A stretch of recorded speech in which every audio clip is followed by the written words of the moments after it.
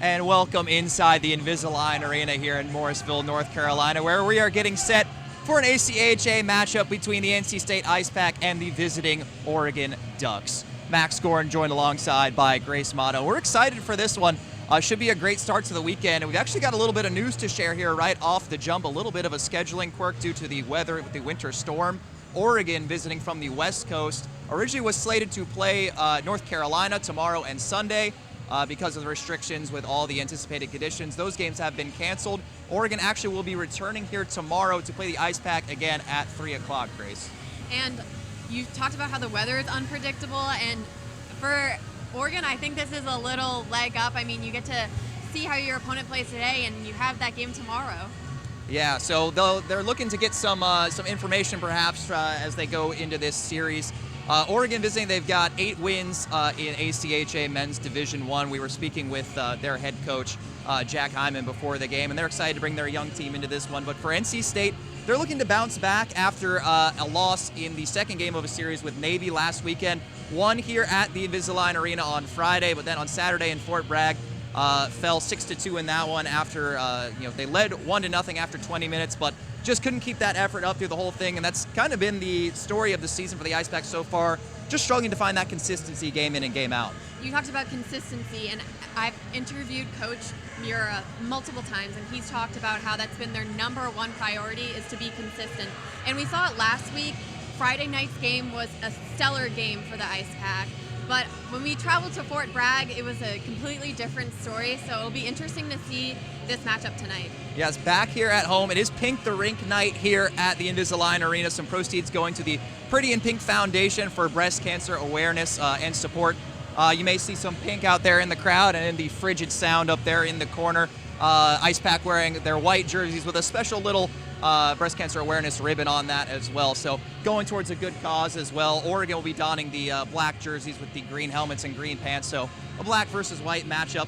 NC State going to look to play through their top players tonight, including leading scorer Dan Prasma. Was the Ice Pack Player of the Week last week with 3 points in that Navy series. We'll see if he's able to continue that positive momentum tonight. And Coach rewarded them. That Prasma line is starting tonight, and that line has been a production kind of factory, I have to say. They do a lot of things right, and I think that the Ice Pack really wants to start this period off on a good note. We're just about 12 minutes from puck drop here at the Invisalign Arena as they get things resurfaced for this matchup between the Ducks and the Ice Pack. When we come back, we're going to hit things from the Oregon side. Again, we spoke with third-year head coach Jack Hyman before the game. A long road trip for them as they prepare for kind of a wonky series and interesting scheduling now. Again, things changing up because of the anticipated winter conditions.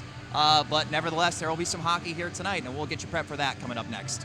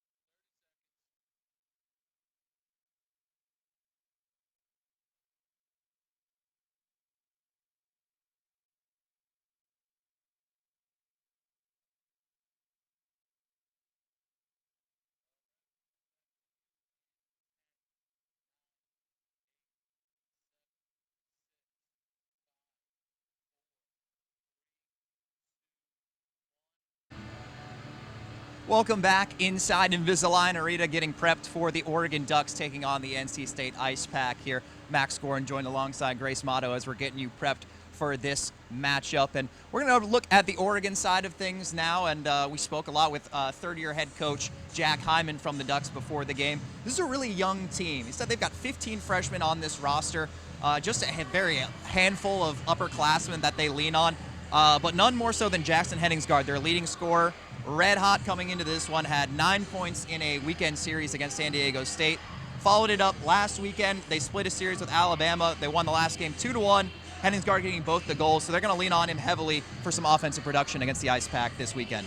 And you mentioned Henningsgaard, but he also has a lot of players with speed and shot accuracy, which matters most in games like these.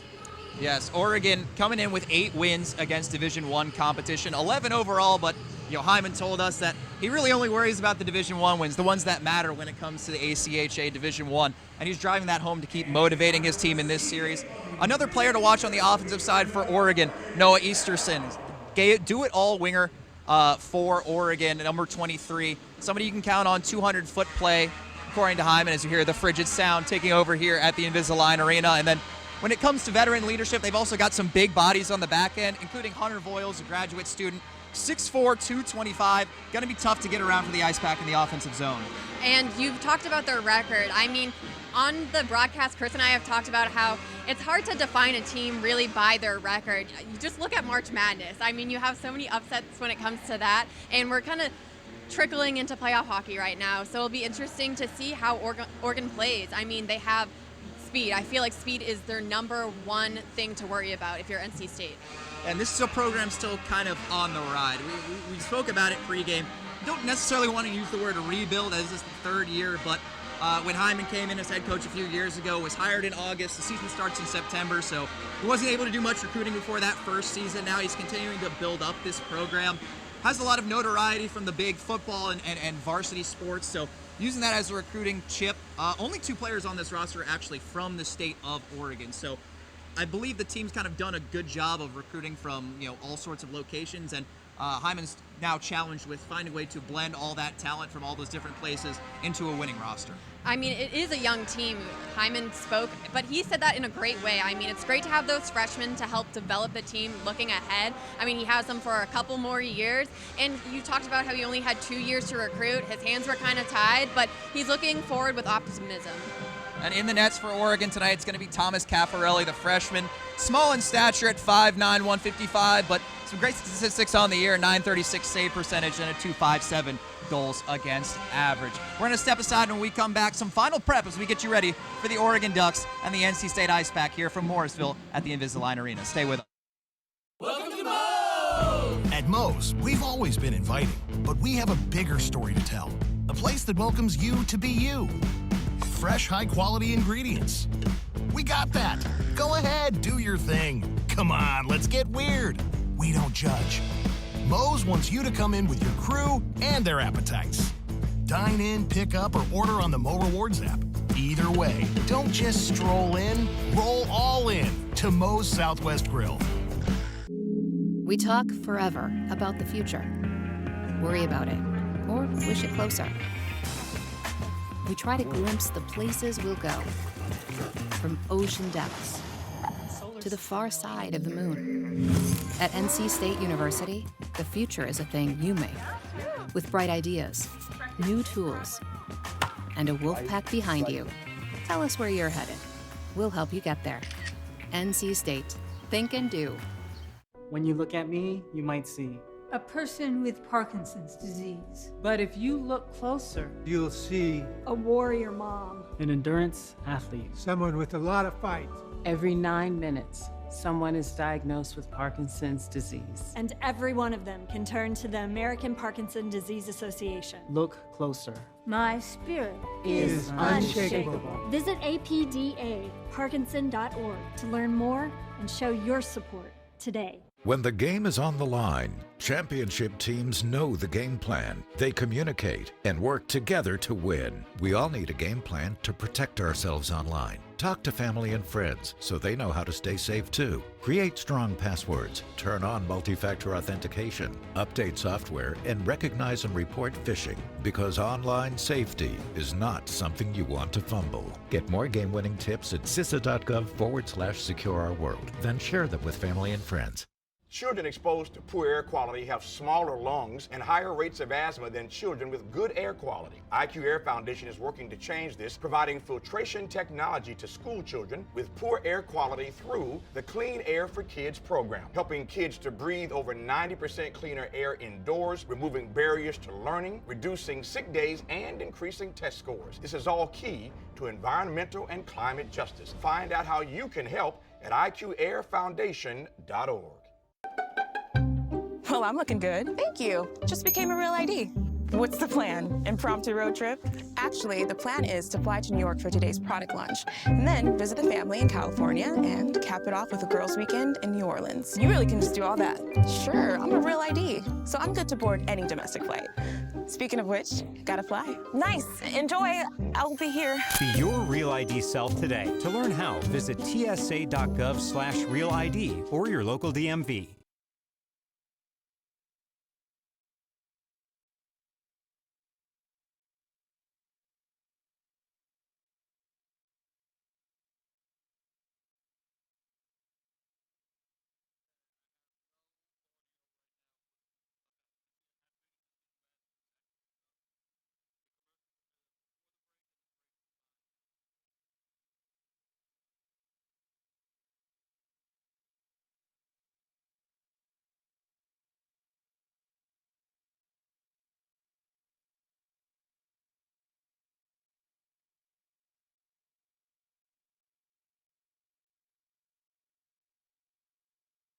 Is maybe find that secondary scoring, find some other contributors, especially in this young group with lots of freshmen in this road environment. And I'm gonna focus on NC State because I got to see their series against Navy last week, and I feel like the biggest thing for them is when they get to their game, they are good, but potential is nothing without execution. Yes, absolutely. Execution is important. I spoke a little bit with Coach Haley before the game, and he mentioned that there's a bit of an emphasis on their defensive zone play and just getting in, gap control, good positioning on that side of the ice, and that's going to be crucial, shutting down players like Henningsgaard, like Easterson. And then in terms of the offense for NC State, getting around some big defenders, multiple big bodies, 6'4", 6'5", 200-plus defenders on this team for the Oregon Ducks. So it's going to be tough to get around that size on the defensive end. As we head here towards puck drop at the Invisalign Arena, NC State and Oregon about to take the ice for an ACHA matchup. Stay with us.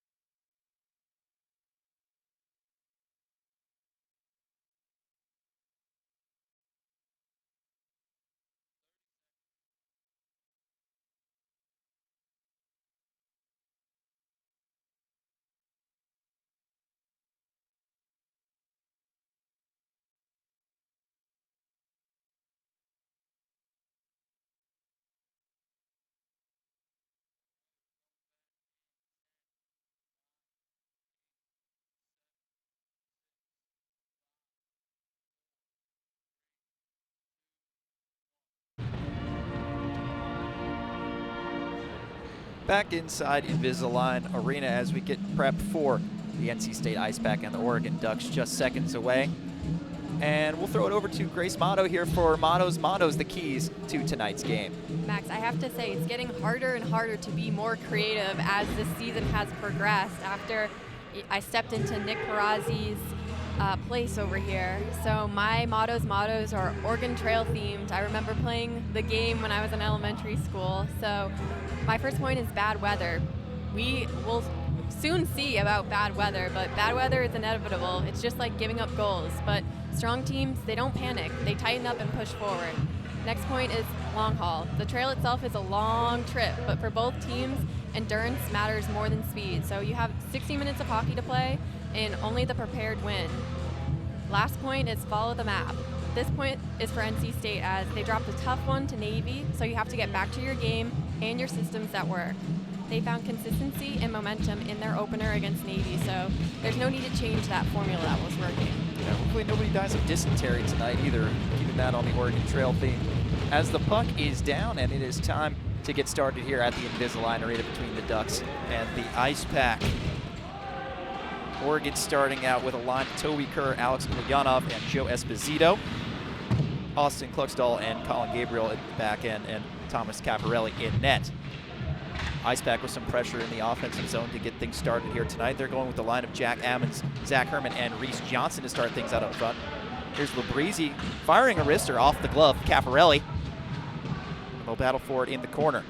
Labrizzi and Jack Ray starting on the back end for NC State, and in nets, Peter Bartels, undefeated so far, 6-0 this season between the pipes for the Ice Pack. Puck deflects out of play for the first whistle of tonight's contest. Max, this has definitely been a great start for NC State so far. I mean, first face-off, you have to be strong. You have to get the puck into your opponent's zone, and NC State has done just that. Yeah, it's always good to get the pressure on early, especially when you get the home environment. You got a team that's traveled a long way for this game. So to be able to get ahead early could make a big difference in this one. Ice Pack wins the draw here. Kaufman with a wrist shot saved by Cafarelli. It trickles behind the net, and they'll battle away for it. Dan Prasma fires one out in front into the glove of Cafarelli, and he'll freeze it. Cafarelli not the biggest presence out there. Again, 5'9", 155 there in between the pipes, but it's put up good numbers so far for the Ducks this season. 5-2 with a .936 save percentage. I know a lot of NHL goaltenders that would take those numbers. I mean, for goalies, the most important thing is speed. Yes, being able to get across the crease is crucial between the nets. There have been a couple goaltenders over time that are able to make up for a diminutive size and put up some good numbers. One comes to mind, Pecorine with Nashville's at 5'11". There's a wrist shot on Cafarelli. Another easy save, swallows that one up. But I have to say, it is definitely harder to shoot against some really tall goalies. Yeah, being able to fill the net. I mean, we've seen it in Raleigh a lot this year. Brandon Bussey on the Carolina Hurricanes. It's a 6'5", about 220 plus, I believe. So always helps to have that size advantage between the pipes. Off this face-off, Boyles tries to play it up the boards. We get into Henningsgaard, who can't clear. Ice Pack hemming in the Ducks at the blue line. Now behind the net into the corner. Shook hands it off for Patterson. Patterson dispossessed, and Boyles will play it up the sidewall, and Oregon will clear the zone off the hand of Jackson Epic, but he maintains control, plays it to the backhand, tries to grab some pressure on the offensive end, but is dispossessed. Puck now back in the neutral zone. NC State with numbers. Bea is blocked into the corner, and puck flipped unsuccessfully. And now the Ducks will get a second opportunity to clear, and they will. Henningsgaard, top scorer for the Ducks. He curls, drags a wrister that will go off the blocker of Bartels and out of play. And you can tell why Henningsgaard is one of their leading scorers. That was just an amazing shot from the top of the circle. Doesn't need too much space to get that shot off. That is the hallmark of a great shooter and an effective player. Offensive zone draw now for Oregon. Tied up and won by the Ice Pack, and taking it behind the net was Lupani. Ice Pack now will break it out. Through the middle. Over the blue line is Finch. Fakes the deep, drops it back to the point for Sun. His wrist area is padded away. Gets back to him on the left point. IcePack have controlled the possession so far in this one for the most part. Oregon now breaking it out. Ryan Green gets it in deep for the Ducks. But the possession is short-lived and it's back into the neutral zone. Sun heels it back into the Oregon zone and quickly sent down the length of the ice, and that will be icing. Max, so far, NC State has outshot Oregon 6-1. We're only a couple minutes in, and for NC State, you just have to keep on pummeling those shots. Yes, they're keeping the momentum up so far. I mean, they've had a majority of the puck. They've been able to get a couple on Caffarelli, but he has been up to the task.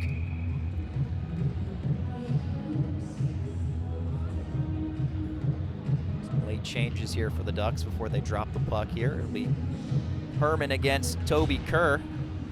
Kerr wins it back for Oregon, flipped high off the glass and into the penalty box. That was the right idea, but wrong execution. Puck will remain in the offensive zone for NC State. It's that starting line of Herman, Reese, and Ammons, Labrizzi, and Ray on the back end. This one's a tie-up, and it is picked up by Gio Esposito. He loses an edge in the neutral zone and turns it over to Labrizzi. NC State will get going the other way. Cross-corner dump in from the neutral zone. Clearing attempt goes off an NC State body, but Oregon regains it, carries it out. It's Ulyanov.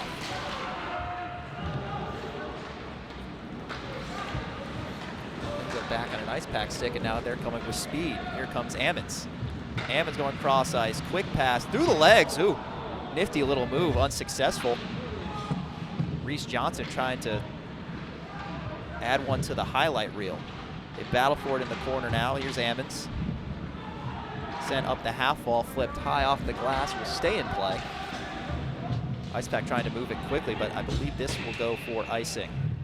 Just missed the tape of the forward coming back to tag up on the blue line.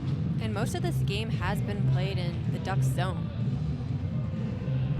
Yeah, just 4 minutes into this one, or 16-14 to go here in the first period. Oregon just the single shot, kind of a transition from lead scorer Jackson Henningsgaard, but they've been unable to so far generate any sort of sustained possession in the NC State end.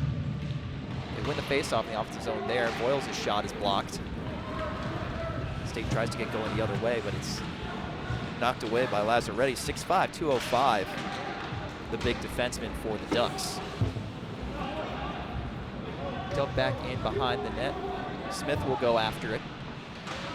He tries to play it to the backhand, but Oregon's there with the forecheck. Oregon hounding Dahlin as he tries to carry it out. Finally, it's flipped through center. It's Kaufman. Holden Kaufman waits over to Prasma. Prasma dispossessed. Coming into the zone with a quick wrister, Lapani. Another save by Caffaretti.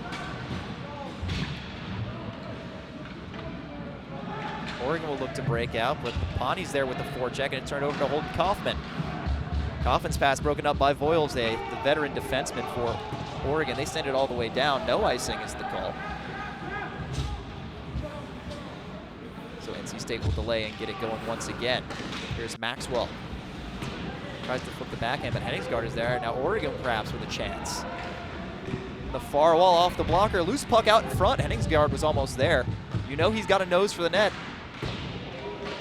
Scored both goals for Oregon in their most recent win against Alabama last weekend. First little bit of sustained pressure for Oregon, but they do get it back to the IcePack. Cross ice pass just gets out into the neutral. And now here comes Prasma. He's one-on-one.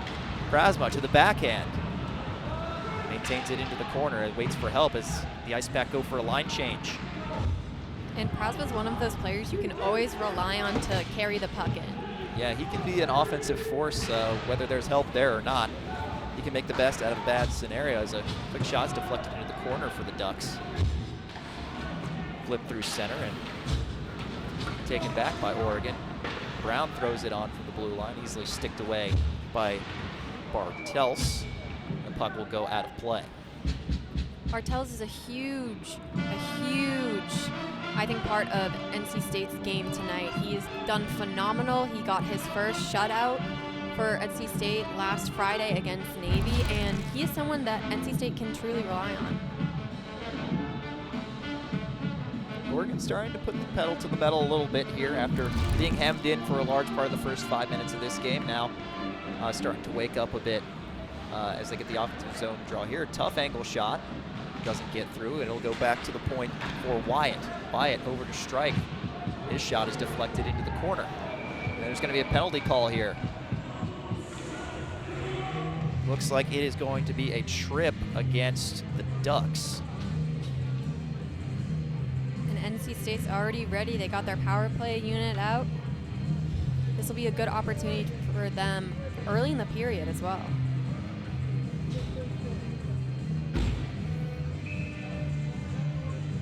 Looks like it will be Griffin Brown, the 4 defenseman combo players playing up tonight for Jack Hyman's team. He'll go to the box 2 minutes for tripping.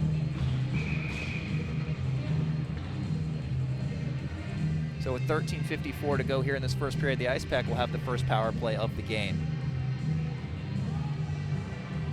And this power play unit is out. They can move the puck very well. They just have to get to their game.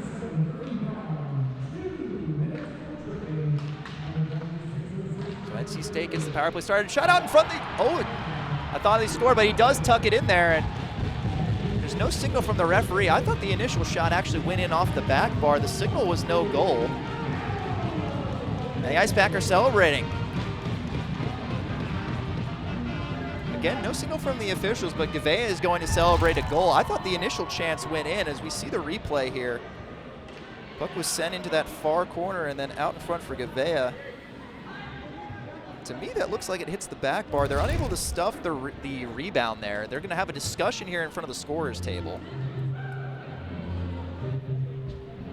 We've talked about, Chris and I have always talked about how you need to get a net front presence, and that is exactly what happened. He was in the right spot at the right time, but it looks like they're going to call no goal. It may have hit the crossbar.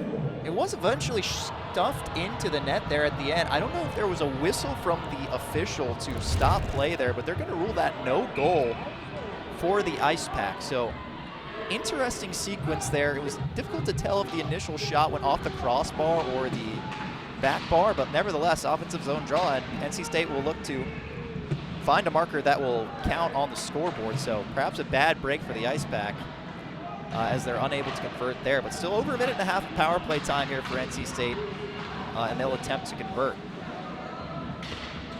Labrizzi sends it over to Prasma. Prasma's wrister scores, and that one will count. Took them no time to re-add that #1 back to the scoreboard.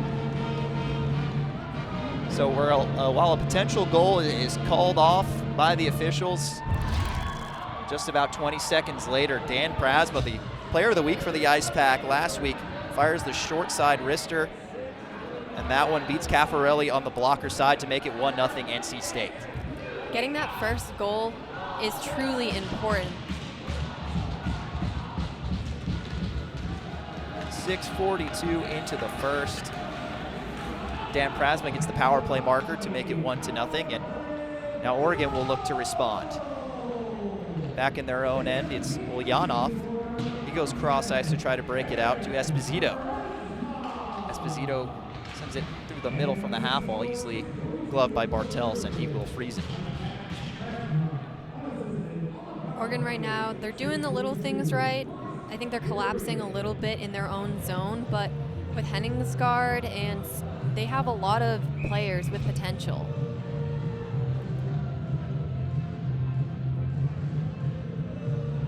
Face off to the blocker side of Bartels in the NC State zone. It's won back by the Ducks. Boyle sticks it ahead. Easterson playing it along, and NC State will pick up in the corner. Glove down. Sent back in by Oregon. Here comes Darlene. He'll exercise some patience and wait to break it out. Now through the neutral zone. It's Aiden Brady. Coming through the middle with support is Darlene. Darlene fires a tough ankle shot outside the circle, and that one's frozen by Caffarelli. Caffarelli's seen a lot of action so far. Already 11 shots for the Ice Pack. Just one has found the back of the net so far, but again, a majority of the play going down in the Oregon zone. We're not even 8 minutes into this one. So Oregon going to have to find a way to limit the shot volume for the Ice Pack. Ice Pack win the draw. Krasny's dispossessed.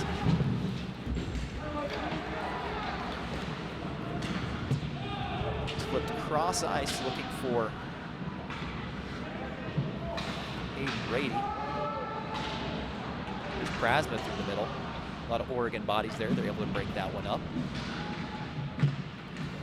As they battle for it along the half wall. Now flipped ahead. This will go down the length of the ice for icing. Crowd is filled in nicely here at the Invisalign Arena. It is Pink the Rink night in support of breast cancer awareness and support. A number of the proceeds going to the Pretty in Pink Foundation. They're also having a Chuck-a-Puck event during one of the intermissions tonight. All for a good cause. You notice NC State wearing the pink variation of their whiteout jerseys. Oregon in the black jerseys with the green helmets and pants. They battle for this one in the corner. Dug out by the Ducks to Anselmo. He just gets it over the blue. Cross ice attempt is broken up and repossessed by the Ice Pack. 11:30 to go here in the first period. Ice Pack up 1-0 after the power play goal from Dan Prasma. Oregon picks it up in the neutral. They bring it in along the half wall. Back around the net. Henningsgaard out to the point. Wrist shot is blocked and cleared out of the zone. Now here comes NC State with some speed. Through the middle, it's Shook. Goes for the tweener between the legs pass, but it's broken up. Now here's Henningsgaard. Numbers for Oregon, 3-on-2 here. Drop pass and a wrist shot saved by Bartels. And they'll clear that one out of danger. One of the better scoring opportunities so far for Oregon right there. Cross corner dumped and Gavea will give chase. Another board battle here in this corner of the Oregon zone. And they'll take it through the middle and flip it on net from the neutral zone.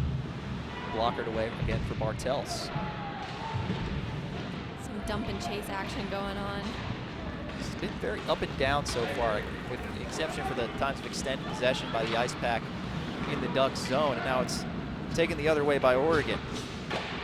Brian Green take it in for the Ducks, and he'll lay a hit.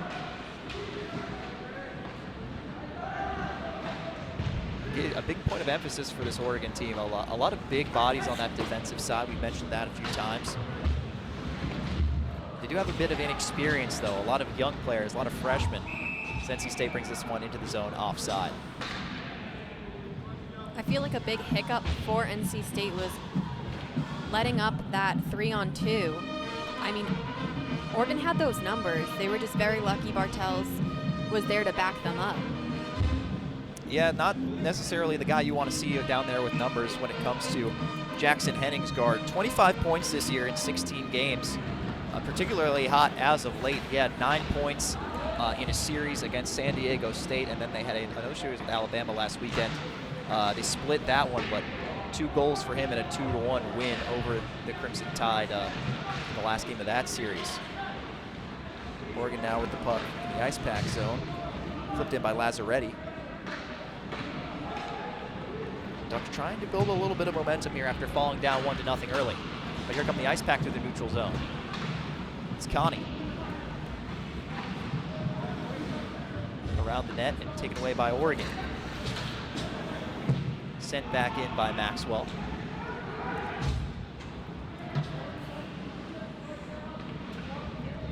Boyles now will wait behind the net as Oregon looks for a breakout.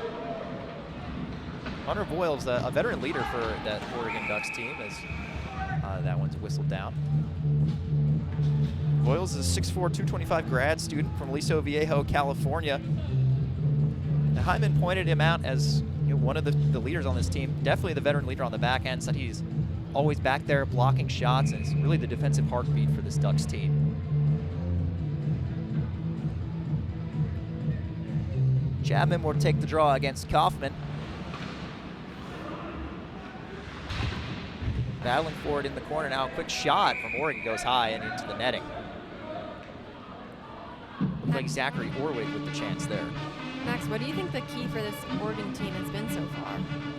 Well, being able to prevent the continual, being hemmed in by the ice pack that we saw early, they've been able to kind of limit it now. Ice pack haven't had a shot on in a couple of minutes. You have 11 shots there in the first 8 minutes or so of the game. I mean, you don't want to wear your goaltender out. He's had good numbers this year. You don't want to overuse him and overly rely on him. They're going to have to give him some offensive support, and they're going to have to get it from outside of just their top players.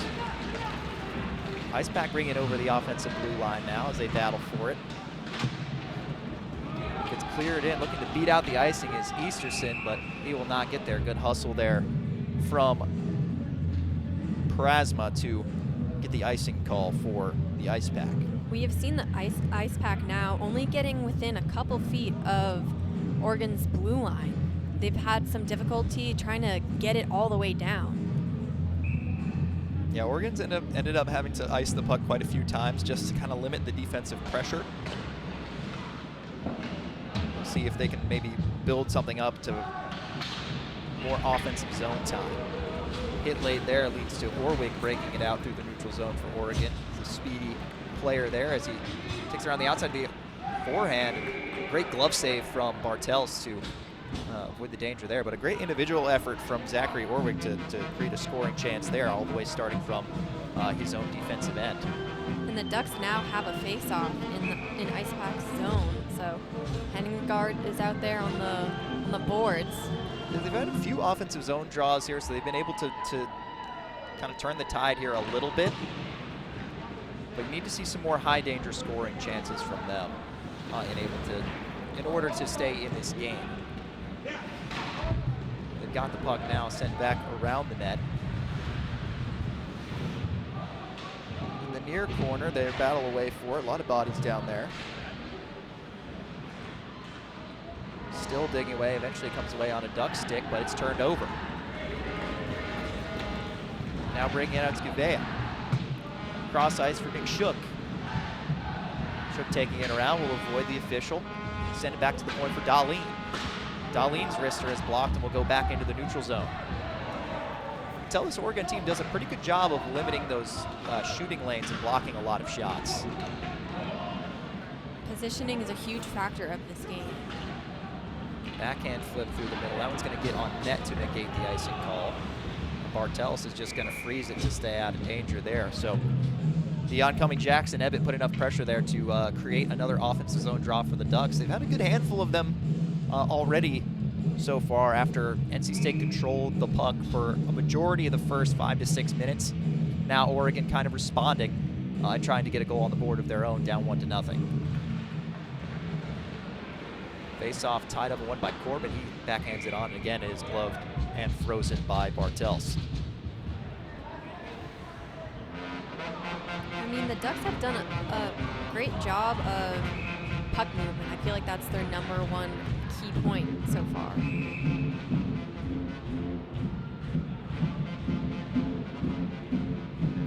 It's Corbin against Zach Herman on this draw. Again, to the glove side of Bartels. Won by the ice pack, and again, they'll look to break out. Battle in the corner, gets to the half wall and flipped up high into the Oregon zone.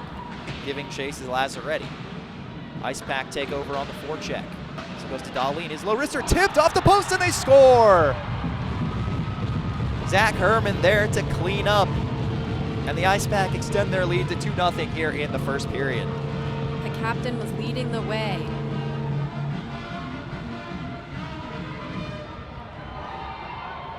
Oregon just could not handle the pressure on the forecheck there from NC State. Ice pack turned it over in the offensive zone. The wrister from Dahlin gets deflected, and Herman's there to clean it up off the post and extend the lead to 2-0. And Max, that's why positioning is so important, especially on the forecheck, being in the golden area, or some may call it the dirty area.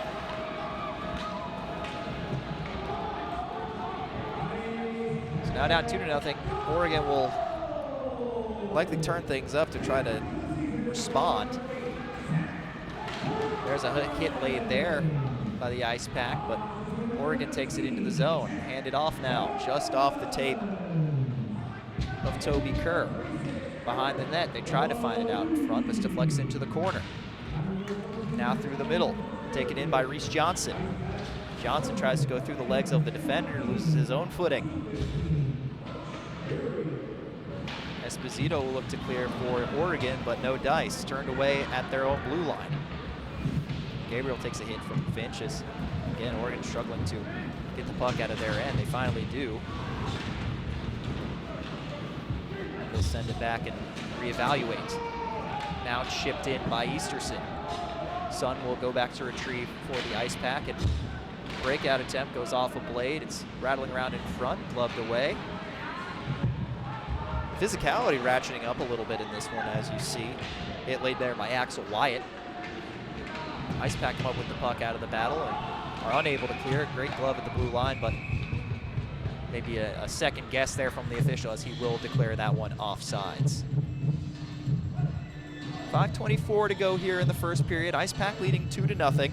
Early power play goal from Dan Prasma, and then Herman with the rebound goal here just about a minute ago to make it 2-0, extend that lead. So Oregon's been building up a little bit of momentum after a really strong start from the Ice Pack, but NC State continuing to ratchet up their effort, and the forecheck has been really strong for them to allow them to extend their lead to 2.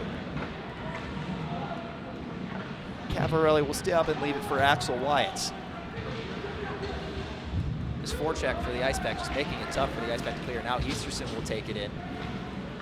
Easterson hands off for Chapman, who loses control. Finch will drop it back for the Ice Pack to break it out themselves.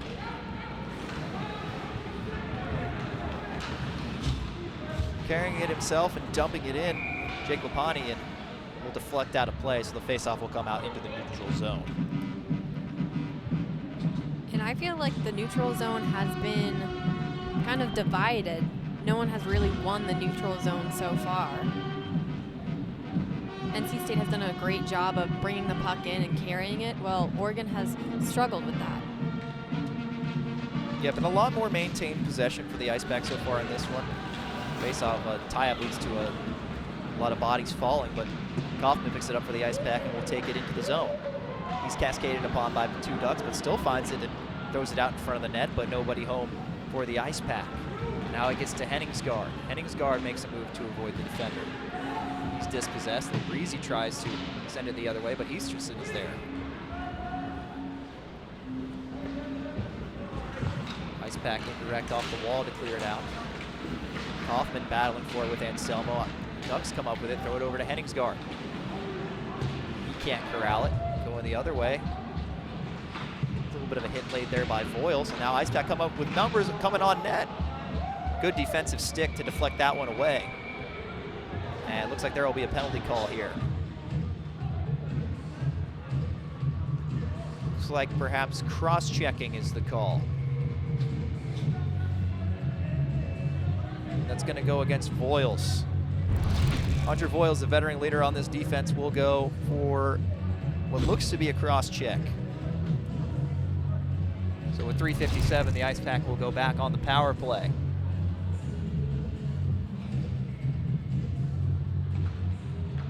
Ice Pack win the draw on the power play. Darlene and Herman playing catch at the point. Goes across for a wrist shot off the glove. Caffarelli, it's loose. Ducks able to send it back out to the point. Darlene back up top. That wrister deflects wide. Cleared all the way down by Kluckstall. Now NC State has this time to regroup and re-enter.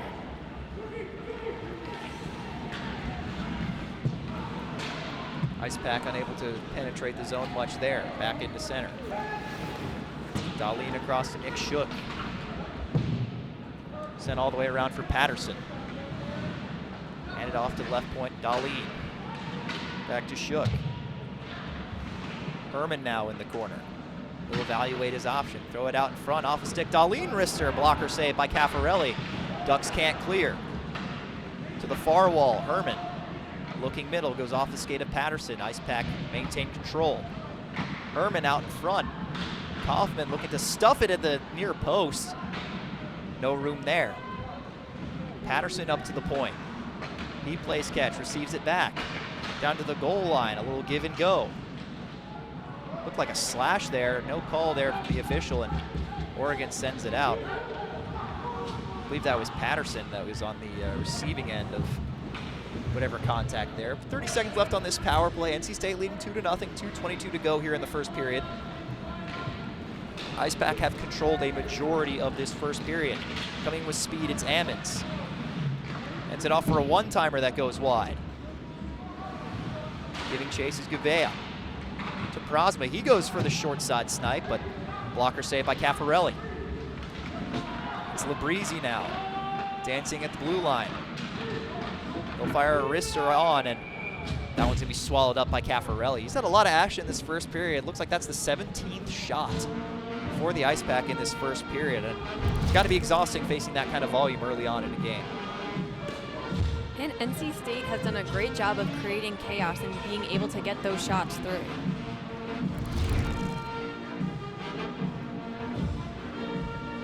Finch will take the draw for NC State here. Power play is up. Just cleared out by the Ducks, but Pawnee will take over for the IcePack. Through the middle, just misses the stick of Connie, and will go all the way down for icing. So an offensive zone opportunity here for Oregon late in the first period. They had a little bit of run of some positive play in the offensive zone in the middle of the period, but NC State has really taken the mantle back from them. And again, just really taking control of this one so far.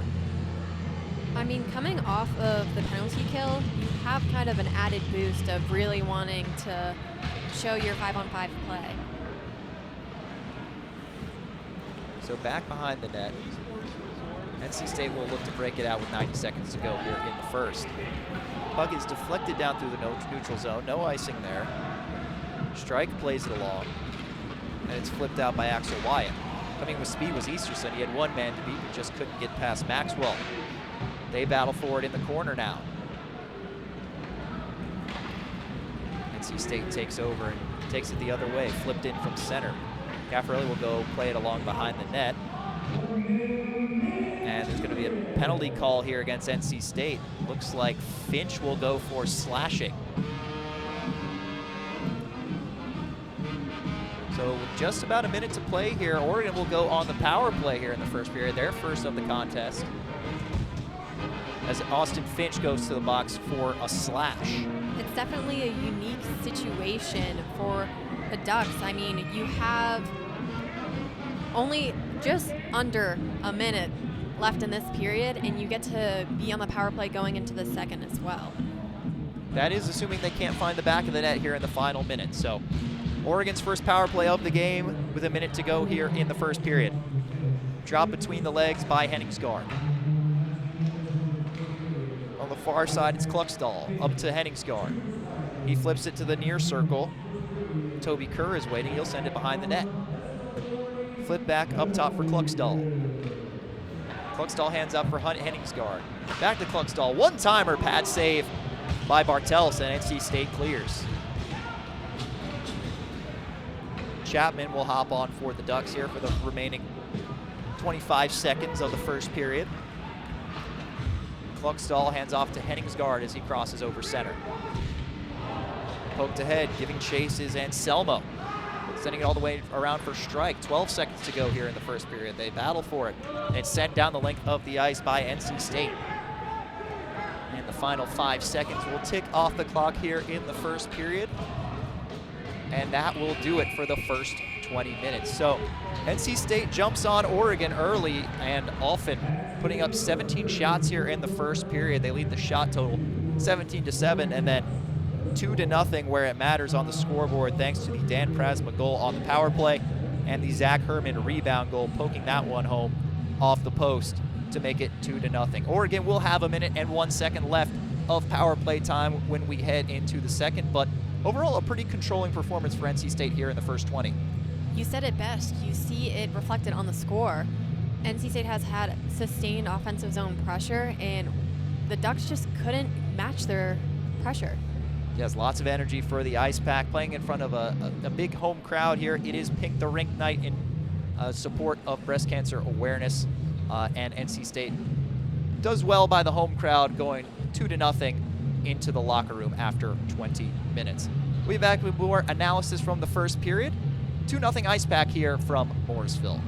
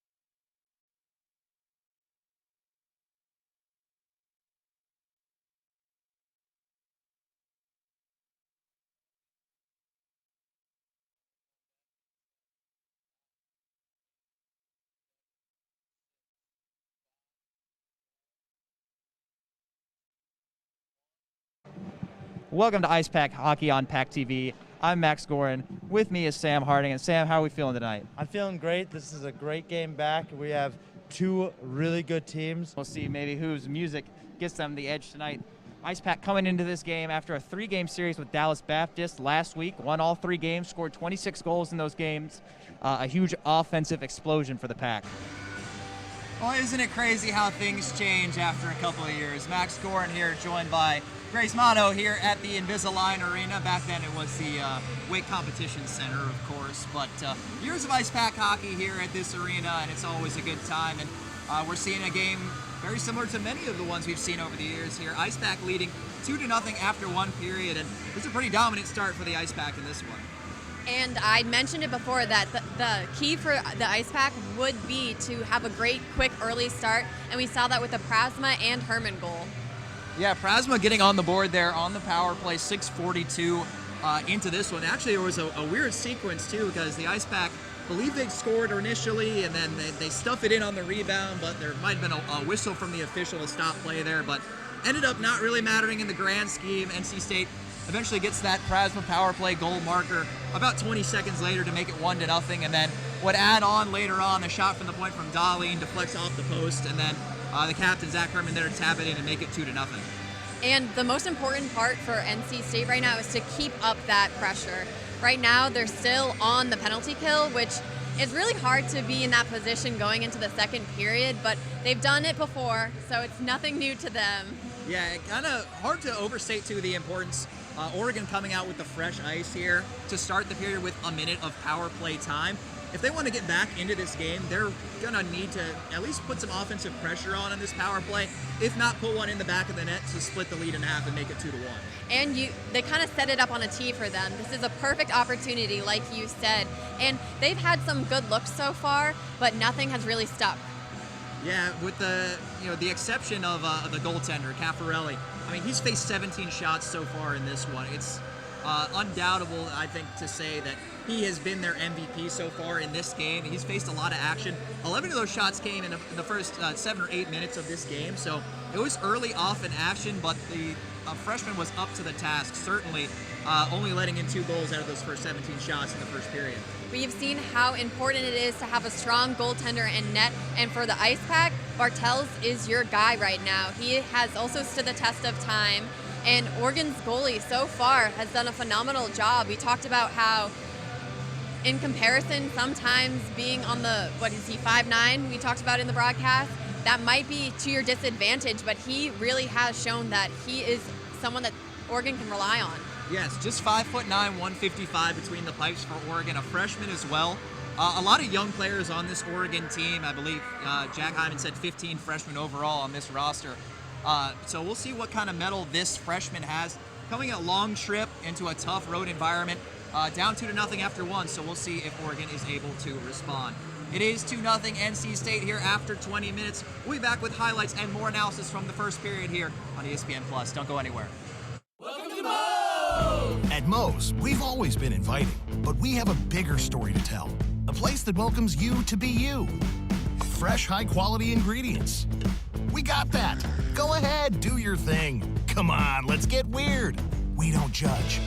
Moe's wants you to come in with your crew and their appetites. Dine in, pick up, or order on the Mo Rewards app. Either way, don't just stroll in, roll all in to Moe's Southwest Grill. We talk forever about the future. Worry about it, or wish it closer. We try to glimpse the places we'll go. From ocean depths to the far side of the moon. At NC State University, the future is a thing you make. With bright ideas, new tools, and a wolf pack behind you. Tell us where you're headed. We'll help you get there. NC State. Think and do. When you look at me, you might see a person with Parkinson's disease. But if you look closer, You'll see A warrior mom. an endurance athlete. someone with a lot of fight. every 9 minutes, someone is diagnosed with Parkinson's disease. And every one of them can turn to the American Parkinson Disease Association. Look closer.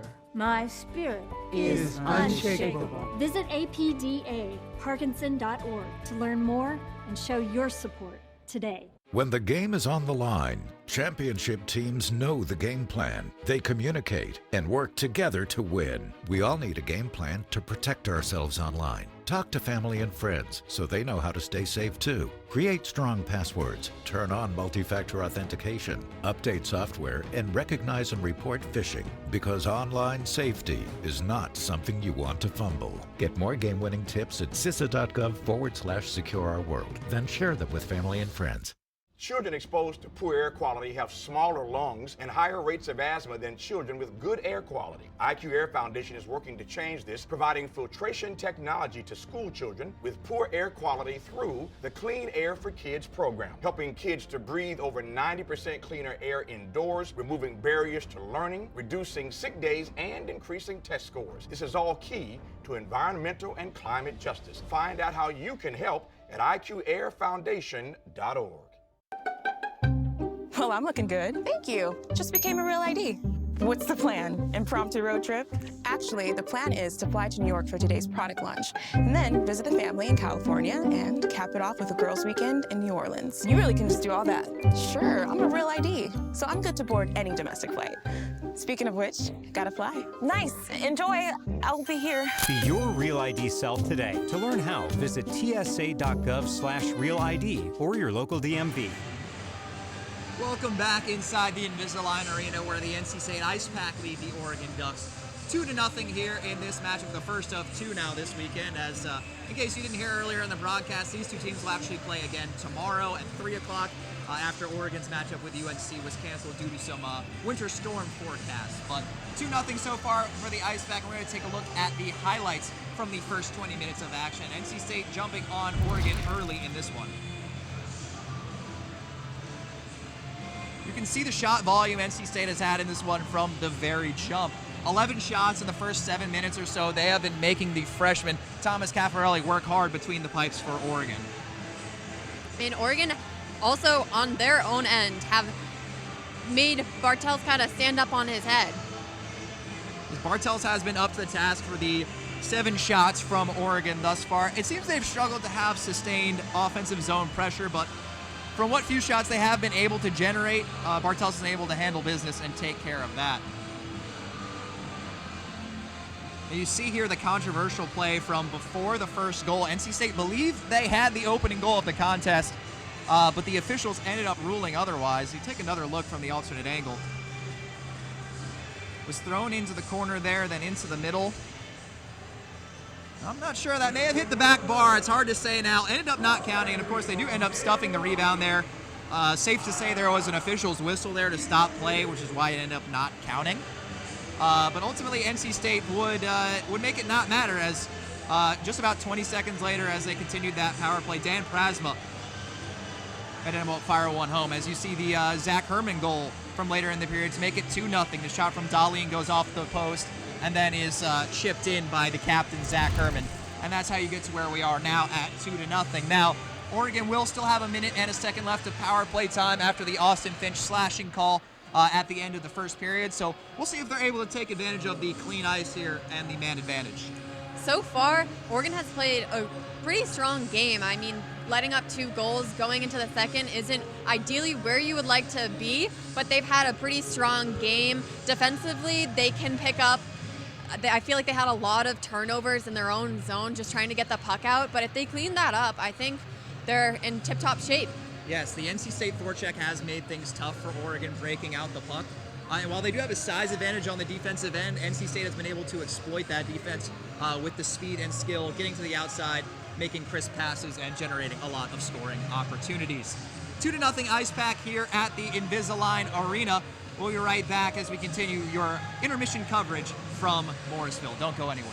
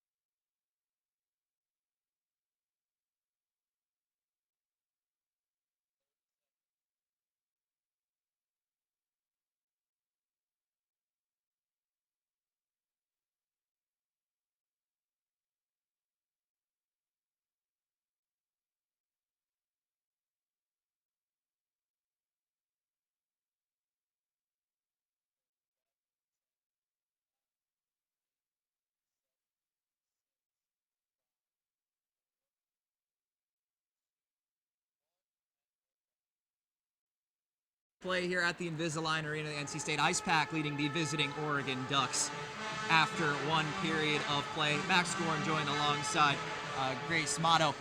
It's been a pretty exciting game here so far. A little bit back and forth, although definitely the Ice Pack have controlled the majority of the play in this one. And going into the second period, it's anyone's game right now.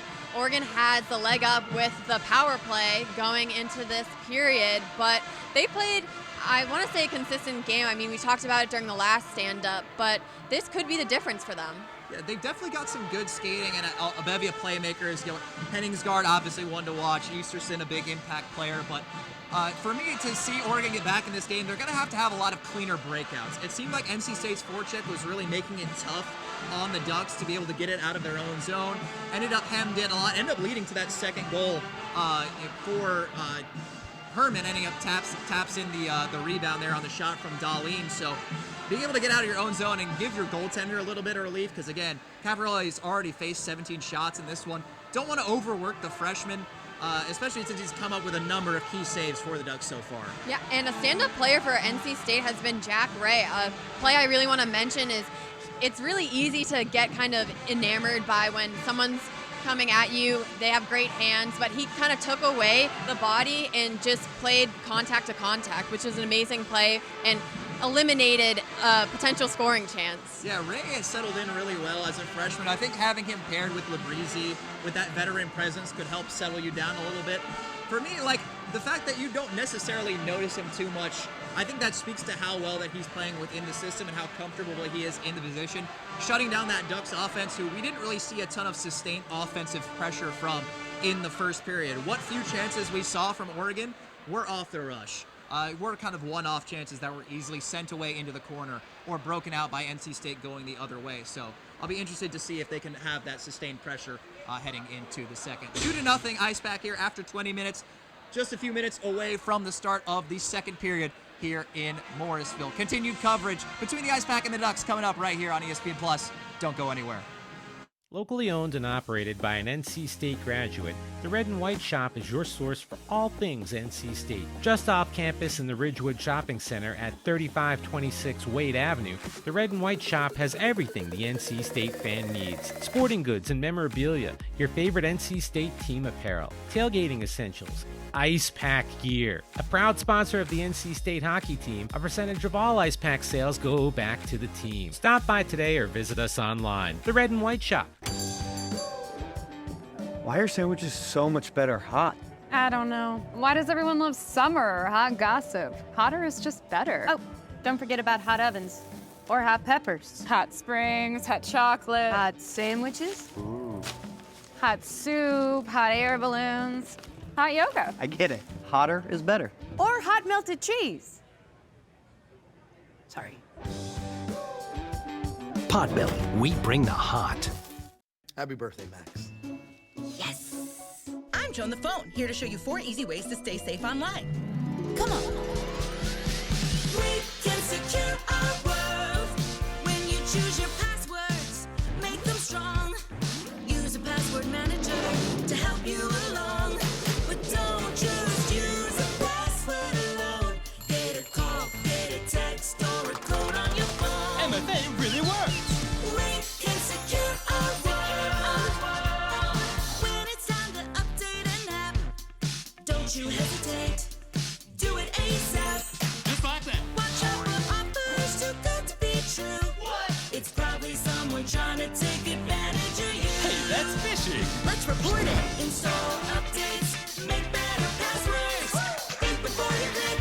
Use multiple factors. That's how we can secure our world. Learn more at CISA.gov/secure our world. Medicaid and CHIP offer free or low-cost health coverage for kids and teens. These programs cover doctor's appointments, hospital visits, prescriptions, shots, and more. As parents, we get peace of mind knowing that our children are covered if they are sick or get injured. You may now be eligible for Medicaid too, even if you've applied in the past. Enrollment is always open. Visit insurekidsnow.gov or call 1-877-KIDS-NOW. Paid for by the U.S. Department of Health and Human Services. back inside the Invisalign Arena as we get set for the second period of action between the Ducks and the Ice Pack. Oregon with 1 minute and a second left of power play time here to start the period on the smooth, resurfaced ice. So we'll see if they're able to take advantage and cut this lead in half. It's kind of nice if you're the Ice Pack that the face-off is not in your zone to start and starting at neutral ice. So it'll be crucial for either side if they're able to win the face-off and get started with some positive momentum. Opening draw, it's tied up in the referee's skates. It's played ahead by Oregon. Breezy cuts off a duck there, but Oregon maintains control before it is sent down the length of the ice by the Pack. It's the first entry turned aside. Just 40 seconds remaining now on the man advantage. The first one of the game for Oregon. Puck goes cross ice and it's flipped ahead to Ulyanov. Sends it cross ice for Easterson. He loses it off the rebound. Might have just gone wide there. Maybe hit the edge of the pad before it's cleared again by the Pack. Caffarelli leaves it behind the net now. Oregon will look to get one more breakout here on the power play. Henningsgaard steps on the ice for the Ducks. Pass up for him goes off the blade and into the state zone, but quickly turned away. And the final seconds are ticking off the man advantage for the Ice Pack, or for the Ducks, excuse me, as Kluxdal flips that one up and hits the roof, which will create a stoppage of play, and that will mark the end of the first Oregon power play of the night. Starting this period, NC State did a great job of just clearing the puck out. It's hard when you're on the power play to constantly have to circle back and regroup, but NC State really pinned that down. Yes, Oregon unable to really get any sort of offense generated, just one shot there on that power play. There was a pad save by Bartels into the corner, so way to control the rebound there, as well as Oregon ices the puck down, and there'll be a face-off in the Oregon zone. NC State's done a good job of limiting the top contributors for Oregon so far. Henningsgaard is noticeable when he's out there, but has really not been able to generate too much in terms of quality chances thus far. Pack win the face-off there as a shot from Prasma is deflected up and into the netting.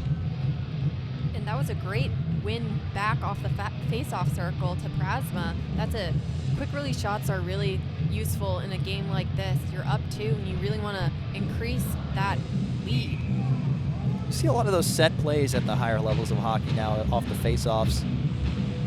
It's a good opportunity if you have a reliable face-off winner. That one is fired on right off the face-off as well, but another save by Caffarelli.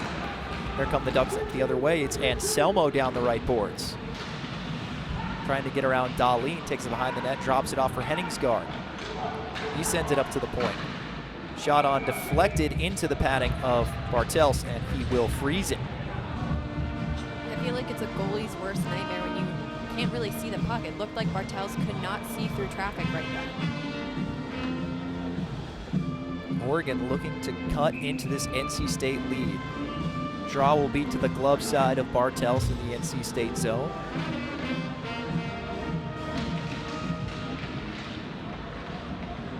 Draw is won by the Pack. Flipped along the boards for Johnson. He's giving chase. We'll get there to beat out the potential icing. Flipped out in front now. Lapani's shot. Not sure if that was a save or deflected off the post, but it gets out into the neutral zone. Sun sends it in deep. It laid behind the Oregon net. Shot from the point into the glove of Caffarelli. Some little extracurriculars going on there behind the net. Max, I don't know if you saw, but that was a great play of getting the puck in the zone. We saw a great give and go pass, and I feel like sometimes you see some plays that are repetitive and easily, cross ice passes you can definitely pick off, but a play like that kind of opened up the offensive zone for NC State. Because the best players are able to not telegraph their passes and still be able to put it on the tape of a teammate without having to necessarily tip their hand about where the puck is going. Deception is definitely a big part of being an effective skill player. Puck back now in the NC State zone. Herman looking to move it. Pack will just get it out as Herman was hit. Reese Johnson takes it over into the Oregon zone. Handoff. Deflected off a Duck skate. In the corner now. Send it up towards the point. Oregon struggling to clear. And they finally will. No icing on this one. Sun and Kerr come together behind the net. A few more hits laid. Sun adjusts his helmet as the ice pack taken through the middle. And off looking for Gaveo. Oh, nearly had the backhand tap in, but just couldn't quite get there. Back to point towards the breezy, and Oregon takes it away. Flipped off the boards. It's Brown. Taken over by the pack. Sent up towards the point. Already shot couldn't get through. Ice pack taken the other way. They get tangled up in the neutral, and it is poked away. Ryan Green with a good defensive stick for the Ducks. Ice pack do get it deep into the corner. Sent around by Voiles. So sent all the way down to the ice pack zone. No icing. Oregon will go for a change. Puck deflects off the linesman as NC State resets to look for a breakout. Good laid by Easterson as he forechecks on Ray.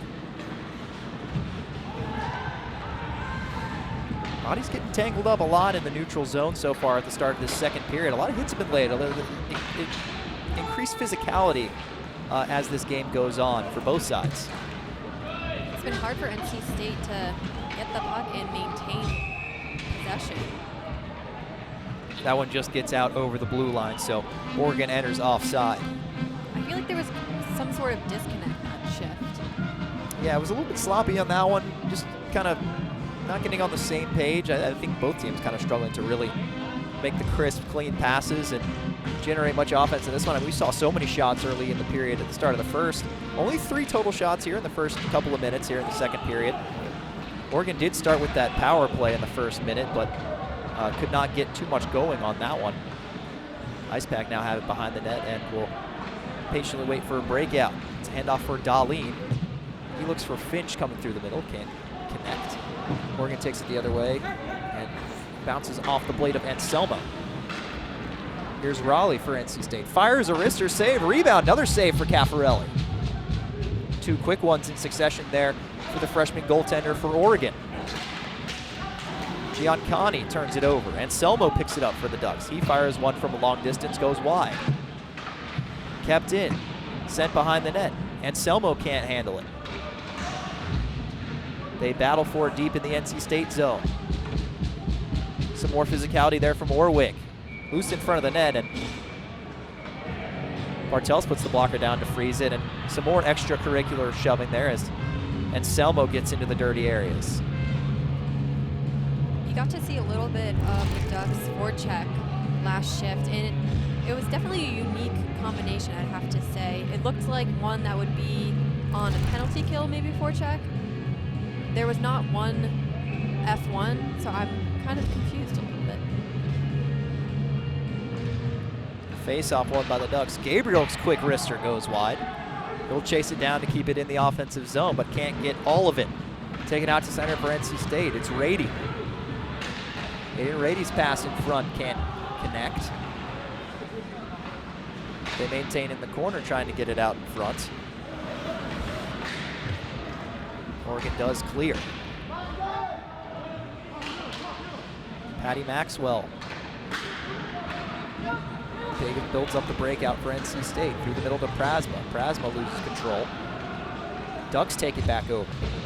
A lot of back and forth so far in the second period. 14 minutes to go in the second frame. NC State leading 2-0. Dan Prasma and Zach Herman with the goals for the Pack in the first. Takeaway in the middle from it by Ebbett. Ebbett spins the backhand, throws it across the crease, can't get it on net. Ducks maintain it. Esposito into Ebbett. Ebbett takes a hit. Prasma will break it out for the Pack. It's Kaufman and Rady. Kaufman in the corner is cascaded on by 2 Ducks, and it escapes into the middle. Ray and Labrizzi play catch. Now it's Aiden Rady. Fumbles it a bit and sends it in deep behind the net. Spinning backhander can't get out of the zone. Sent in towards Kaufman. Here's Ammons. Bouncing puck in the middle, knocked down by Johnson. He can't get all of it either. And the puck flutters through the middle and back into the NC State zone. Period of the long change. Ducks trying to get some fresh bodies on here. That one's actually going to stay in the NC State zone. Or no, the official says it just crept out, so that's going to be offsides.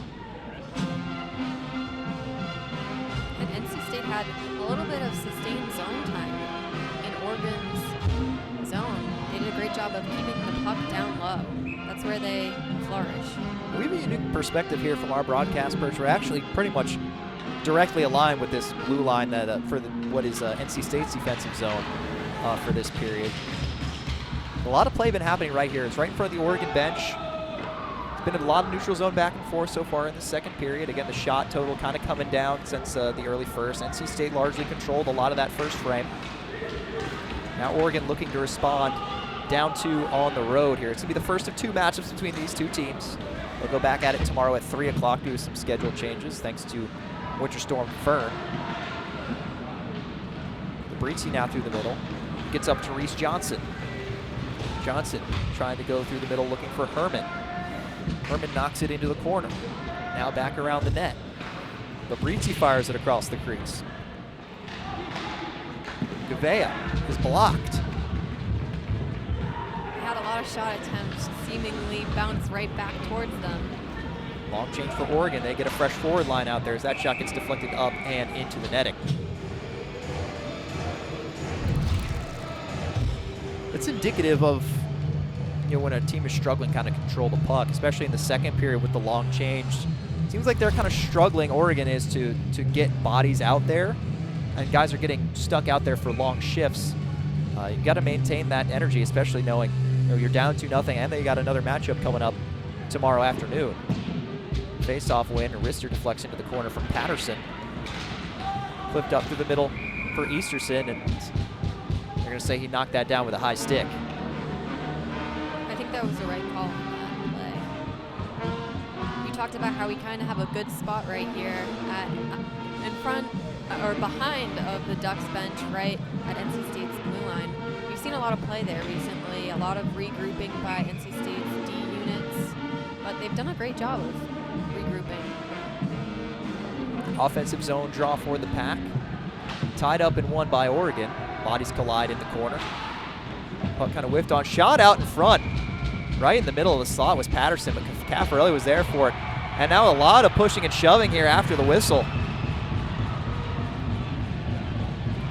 A lot of Ducks surrounding Nick Shook there by the side of the goal. Patterson now trying to get a piece of it. ACHA is very strict when it comes to these kind of situations, so they're going to send a couple guys to the box here. It's going to be Shook and Carson Strike both going to the box. Likely going to be offsetting roughing penalties, if I had to guess. They're going to discuss here by the scorer's table. They're actually sending 2 from Oregon to the box.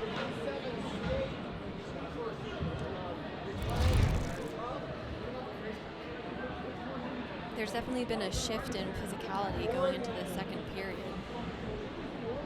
8:22 into this second period. There was a physical scrum in front of the nets.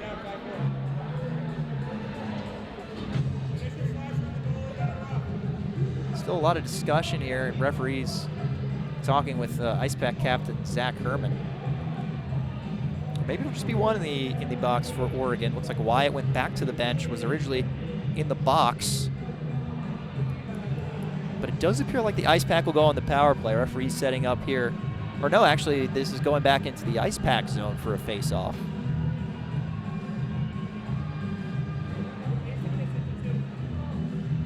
Difficult to tell. So Oregon will be on the man advantage. Raleigh and Shook will sit for NC State. Strike in the box for Oregon after that physical scrum. So 2 minutes on the power play for Oregon. Ice Pack send it down the length of the ice. to kill off the first few seconds of this one. Hard to tell in those scrums exactly, who's at fault or who started what or who said what, but one thing to know for sure, ACHA referees very, very strict when it comes to any kind of fighting or scrums of that nature. So Ice Pack will have 2 down there in the box for the next minute and 28 seconds.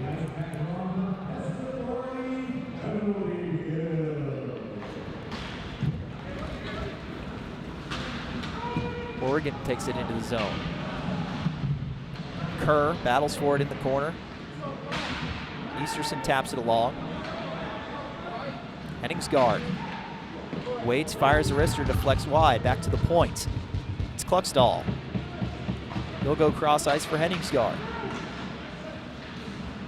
Patiently fires it on, save by Bartel, still loose. Back to the point, kept in by Kluxdahl. 50 seconds to go on this power play for Oregon. His shot blocked. Great defensive effort by Gavea.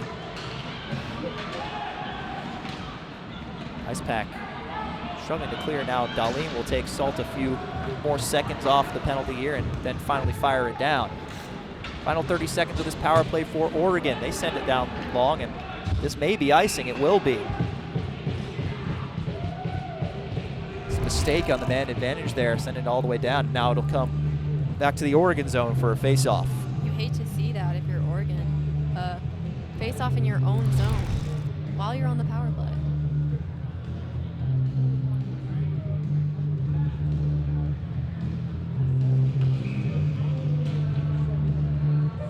Face off to the blocker side of Thomas Caffarelli. Oregon wins, tries to push it down the ice, but NC State is there now, flipped up and off the rafters, so that'll be a stoppage. Low ceilings here at the Invisalign Arena, so a lot of high pucks end up hitting these beams along the ceiling, and that, of course, results in a stoppage. 17 seconds left to go on the man advantage for Oregon. Face off here just in front of the duck bench. Connie against Easterson. Easterson wins it for Oregon. Flipped in by Lazzaretti. Sun with a spin to shake off a duck. Oregon just keeps it in at the offensive blue line. Sent along the boards for Giancani, and they just get it out. So Boyle sends it over into some open ice. Tagging up was Oregon, and the penalty has concluded. Back to 5-on-5. Flipped out in front, they score! Looks like it was Dylan Chapman out in front with the deflection, kind of an unassuming play. Deflects it in from just in front of Bartels, and Oregon cuts the lead to 1. It's kind of ironic that they scored right as the power play trickled off the clock. As we take another look at this one, just flipped it in from the far boards, and Chapman was there out in front, perhaps got a piece of it. We'll take another look from behind the net. Oh yeah, between the legs there. High skill play from Chapman to deflect that through the wickets and got it back Bartels for the first Duck goal of the game.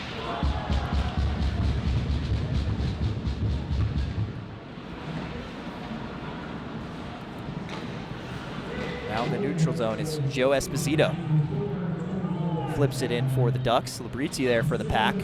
He takes a shove, maintains possession, sends it to the backhand. We'll flip it in deep for the Pack. Prasma will give chase against Lazzaretti. They battle for it in the corner. Voiles lays a hit. Big body. Him and Lazzaretti, a couple of trees back there for Oregon. Prasma flips it back in just past the official. He had to duck out of the way. Caffarelli plays it along for Voiles. Hunter Voiles digging for it. Facing some pressure, it's taken away by Kaufman. Kaufman behind the duck net. Feeds out in front looking for Prasma, can't control it. And Oregon will carry it out. Sent cross ice, looking for Arthur Corbin. Gets behind the NC State net. Some Ducks will go for a change. Prasma looking for Kaufman, couldn't connect. Flipped along on the backhand by the Ducks, and they will just poke it across and into the neutral. Kaufman flipping it on the back end to the center towards Reese Johnson. He can't get a shot off. Ducks take it the other way. The goal by Dylan Chapman cuts the NC State lead in half. They're struggling to get anything going on the man advantage, but as you mentioned, Grace, at the end of the power play, that's when they finally strike. I said it's kind of ironic, but hockey is a game of patience. You have to, even when you're on the penalty kill, you have to be patient. When you're on the power play, you have to be patient. And even sometimes when you're trying to make a pass, you have to be patient. Face-off won by the Ice Pack in the offensive zone. Quick shot by Darlene, gloved by Caffarelli. Some of the best players have the elite patience and the vision to make those good plays. I mean, patience and timing kind of go hand in hand. You have to either have a quick release shot or wait and walk the blue line if you're a defender. So another face-off now in the Dunk zone. Won by Oregon. Going back to control and strike. Reverses puck, and Ducks will break it out. Anselmo from the neutral sends it down behind the NC State net. They dig away at it right behind Bartels. Finally gets loosened up to Ammons. He'll send it across the middle, and the Ice Pack will take it the other way. Couple cross-ice passes don't connect, but the State forecheck results in possession for Johnson. He looks cross-ice. Good defensive stick by Strike. And now here comes Oregon with some numbers. It's Henningsgaard. He waits and fires for the short side, but misses the net. Talk about patience. He waited for that one, trying to get the perfect release point. Herman now trying to spin off a couple Ducks, but Henningsgaard takes it away. Flipped out in front. Backhander just poked wide by Axel Wyatt. Oregon putting some pressure on, perhaps feeling a boost after putting their first goal of the night in the back of the net. It's flipped in on Caffarelli, and he will just cover that one. And that's a difficult spot if you're a defender. A 2-on-1, you're always taught to let the goalie take the shooter and you take the second option. But it's never an easy feeling to just let someone walk in on your goalie. 6:33 to go here in the second period. 2 first period goals from the Ice Pack. And then most recently a marker from Chapman by the Ducks to cut the lead in half. Flip to the point. Shot by Lapani goes wide. Another spinning pass, doesn't find any sticks out in front, ends up on this half wall. Now back behind the net. It's Patterson in the corner. Patterson across for Lapani, he's open, and he scores! Lapani had all the room in the world at the top of the slot and fires home a wrister. And the NC State lead is back to 2, it's 3-1. It was a smart hockey play of kind of coming into open ice and falling for that puck. Take another look here, just all the space in the world in the high slot. Fired it bar down over the shoulder of Caffarelli to make it 3-1. And I think NC State has kind of caught where they should aim on Caffarelli. Some goalies, you really have to make them move from post to post, or some you really have to aim by their shoulders.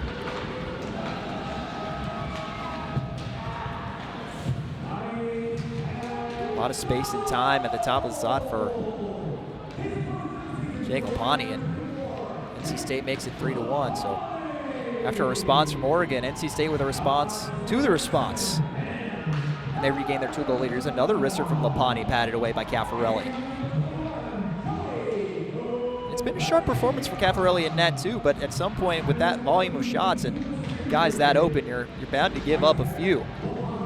But it's been an admirable effort from the freshman goaltender. Here comes Esposito with some speed for Oregon. Bartels will go to play that along. Lift on the corner. Brown will go support the puck. Here's Patty Maxwell. Puck chipped up and out.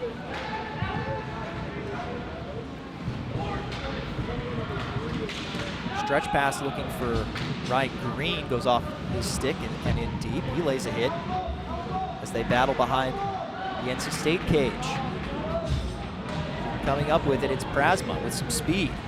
Prasma with a dangle, tries to hand it off to Raleigh, but can't quite get it on the tape. In the corner now, out front cross crease, looking to tap it in, and then looking for the bank shot. Another one deflects through the middle. There's another wrister into the chest pad. Oh, it's loose, and they score! It looked like Caffarelli had it covered up, but puck trickled through, and it's tapped in by NC State. And now it's 4-1. That camera behind the net is a great addition. We got to see that puck kind of trickle in slow motion. Looks like Nick Labrizzi may have tapped it in there. As we look at the replay, puck, just trickled through, sat on the goal line. Labrizzi, man on the spot to tap it in over the line and make it 4-1. And another response by NC State.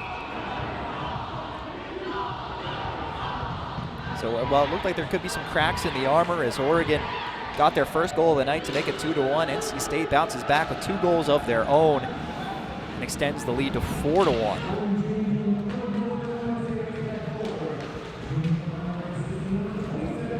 Johnny on the spot for Nick Labrizzi. Ice pack in their own end now. Flip by Prasma. Just barely gets through, but Oregon's offside. And Oregon looks very frustrated right now.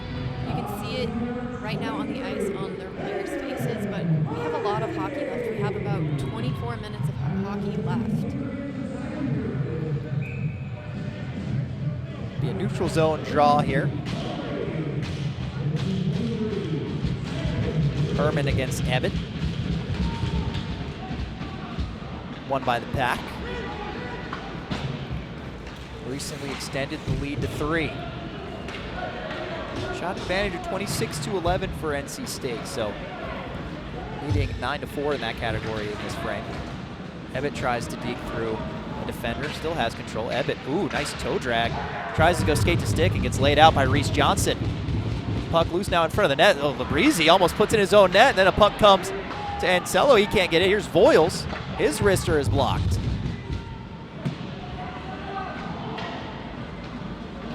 Ammons with a flip through the middle. Intercepted by Voiles, but the Pack takes it back. Here's Herman with some numbers. Herman flipping it across, just let it a little bit too much for Ammons. He gives it back, looking for Johnson. Ammons going cross crease. There's Herman for the one-timer, but a save by Caffarelli. There was a lot of back and forth hockey. A great chance by Oregon, and then another great chance by NC State. Another look at the toe drag and the skate to stick attempt, and then the big hit from Reese Johnson. A lot of physicality in this one. We saw the big scrum over there on the other end of the ice. A quick shot from Johnson is gloved by Caffarelli. Scrum down there at the other end of the ice by the Oregon goaltender led to a power play for the Ducks where they were unable to convert, but Chapman scored shortly thereafter the conclusion of that to make it 2-1, and then 2 straight NC State goals from a couple of defensemen. Pawnee and Labrizzi made it 4-1. Flipped out by the Pack just outside their own zone. Oregon gets it in. Here comes Owing. Orwig with control, goes up top, flips over the stick of Gabriel. They'll have to regroup and touch up. Send it deep for Darlene, and we'll try to run the breakout for the Pack. Throw back in towards the middle. NC State splits the defenders. Here's Shook on a backhand, a forehand save by Caffarelli. NC State reaching another gear here as we get down the stretch of the second period. Shook, we're with a 2-on-1. Shook fires the wrister, just trickles wide. Saved by Caffarelli. Just got outside that far post. So Oregon stretch pass is just kind of struggling to connect as they attempt to break back down the ice and penetrate the NC State zone. Puck flipped up the length of the ice off a skate. Strike sends it out, but again, kept in by NC State at the blue line with Shook.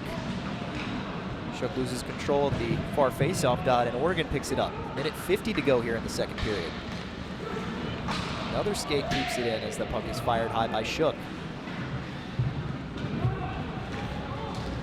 pressure on Sun, but Lapani's there to clean it up and send it back the other way.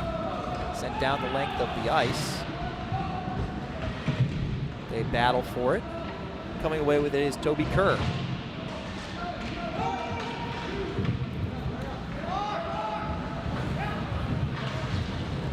Sun with a cross ice attempt, intercepted by Strike. Strike can't penetrate the zone. They go back and forth. Now breaking it is Raleigh. Raleigh's wrists are deflected on the way through.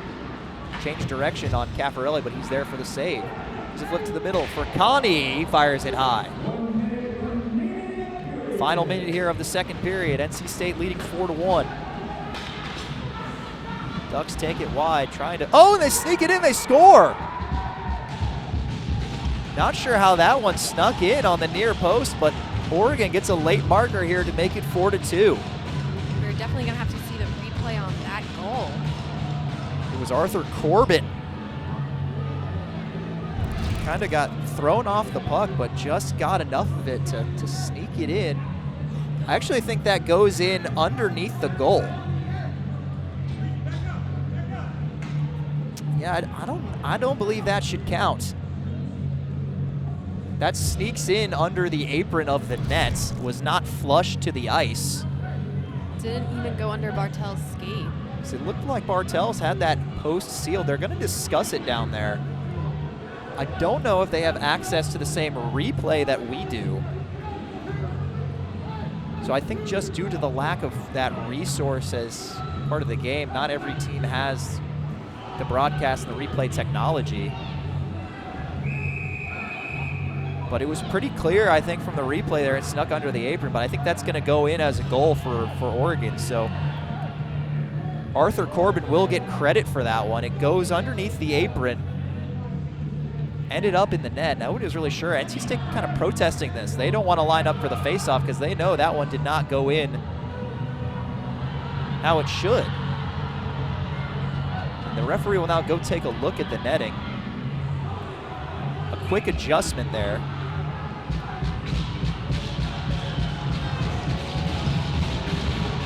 And it's going to stay in as a goal, so Corbin will get credit for that one, and Oregon makes it 4-2.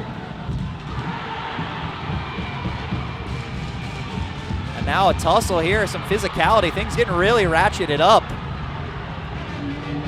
Officials trying to keep control of the game. There will certainly be a number of penalties coming from this one.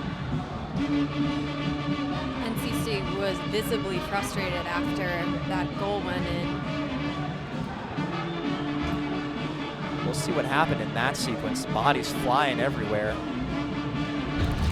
Will be a number of penalties called on this one. That looks to be probably a hit from behind by Labrizzi. Sets the whole thing off. Oregon takes exception to that. Bodies fly in. Looks like it'll just be one penalty aside so far on this one.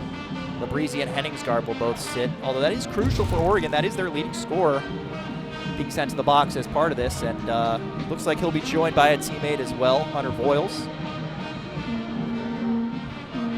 The two veteran leaders pointed out by third-year coach Jack Hyman. Now Voiles has been released from the box. That's the second time we've had an Oregon player think he's going into the penalty box and actually not have the call on him. So we'll head back to the bench as the officials discuss all of these penalties. Henningsgaard and Labrizzi will definitely sit. 41 seconds to go here in the second period. 4-2 after a wonky goal that gets in under the side of the net. Had the officials had access to the same technology we have with our broadcast, likely would not have counted, but just by virtue of this being club hockey, not every team has access to that, so I don't think there's any sort of official replay protocol. If you're Bartels right now, you're kind of blaming the equipment right now. You're blaming that net, and if it was Oregon in your position, it might have been a different story. Who knows?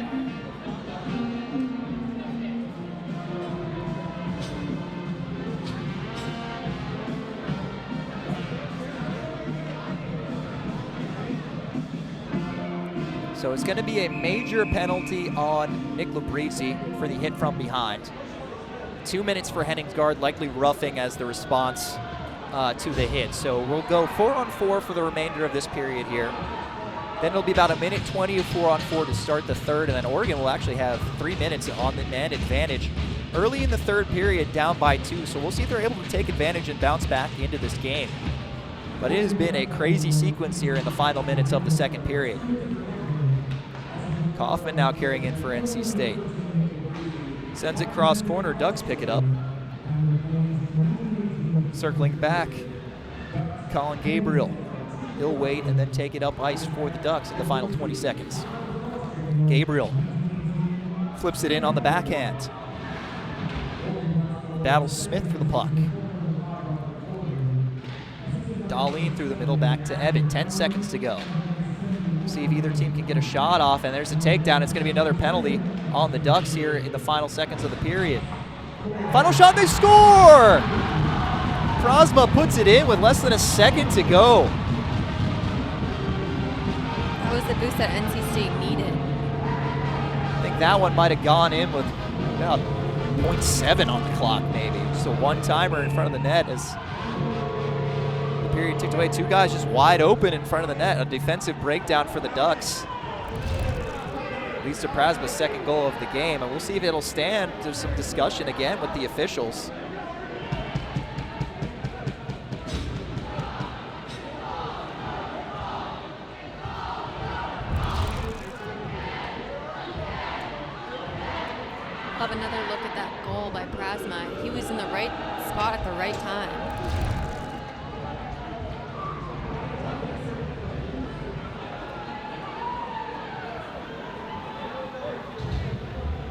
19:59 of the second period. Dan Prasma with his second goal of the game makes it 5-2, so kind of erases the Oregon goal that snuck in through the side of the nets. And NC State will take a 3-goal lead into the locker room. They'll have to drop the puck here and salt off the final second of the period. So that will do it through the first 40 minutes of play. Things get a little bit off the rails here at the end of the second period. But nevertheless, NC State extends their lead, heads into the locker room up 5-2. Still some discussion here at the middle. Bartels letting the referee know, hey man, that goal should not count. I don't want that against my stats. But I believe his protest will fall on deaf ears here, despite the passion. But Grace, some exciting back and forth action. It was a little bit of a slow start in the second period, but things really heated up there at the end. And heated up they did. I mean, just looking at the scoreboard, 5-2, NC State in the last couple seconds virtually kind of took away with the lead so far. But Bartels definitely not a happy camper right now. No, NC State with some protests, but still probably happy with the 3-goal lead as they head into the final frame. 5-2 Ice Pack is the score here at Invisalign Arena. We'll have some analysis from the second period and get you prepped for the third coming up here. Don't go anywhere.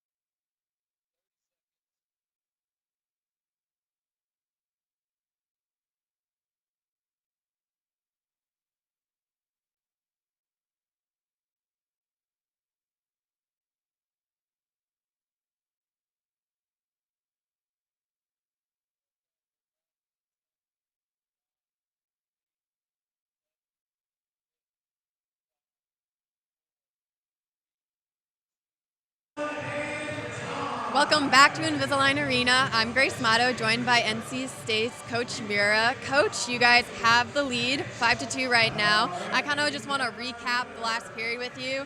Positive is obviously you guys have the lead, but right now, going to third, you do have to kill off a major penalty. Yeah, luckily they took one with us, so we only have to kill off 3 minutes of it. But again, it's a 3-minute penalty that we're going to have to take go into there and make sure that we're paying attention to our details. We were running around a lot that period, and I think we settled in a little bit. First period we were playing probably a complete 20-minute game. It looked really good. Second period we were running around. I thought, maybe 15, 16 minutes we played actually out of the 20. So it's, kind of get through this 4-on-4 for next, minute 18, and then we go on a 3-minute kill. And then if we kill that off, we have essentially, 15 minutes left of the third period to go in and kill 5-on-5 and see what we can do.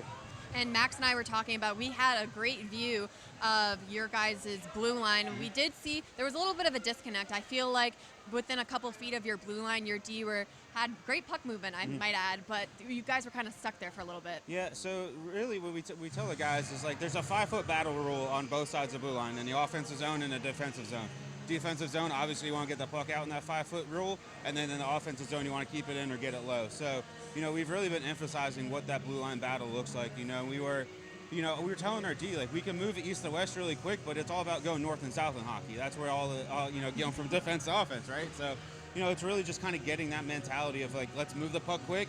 They're a relatively slower team compared to us, so we can use our advantage use our speed to our advantage and kind of get them to attack their D. And you guys have done a great job. We had more of a better angle instead of your offensive zone, but I feel like the D did a great job of being on the defensive side of the puck, winning those puck battles. Yeah, and that was another thing we emphasized the last 2 weeks, all about competition, battling, everything like that. It's when you're losing a couple games, over the last couple weeks, it's really get back to the basics and what is that in a defensive zone? And it's, it goes back to when you're in youth hockey. Protect the front of the house, protect the net, and move your way out, and then get outside your zone. So we really emphasize on battling, competing in front of the net, and making sure that we can, clear out in front and then start getting on the offense. Because once we move the puck up, our forwards are quick enough where we can beat a lot of teams with our speed. So that's kind of what we've been focusing on. And I have to mention the Bartels kind of trickling goal. We saw how visibly frustrated you guys were after, and we saw kind of the major that happened after that. What are you guys saying to Bartels? So he's a very competitive. He's a competitive person, right? Unlike everybody on our team. So, when a goal like that goes in, unfortunately we don't have video replay in ACHA or anything. So, it's one of those things where we can be frustrated, but it's a time. Obviously, they're not taking the goal back. We're in the third period now. It's 5-2, so they're not taking it back. So it's how do we take that mentality going forward?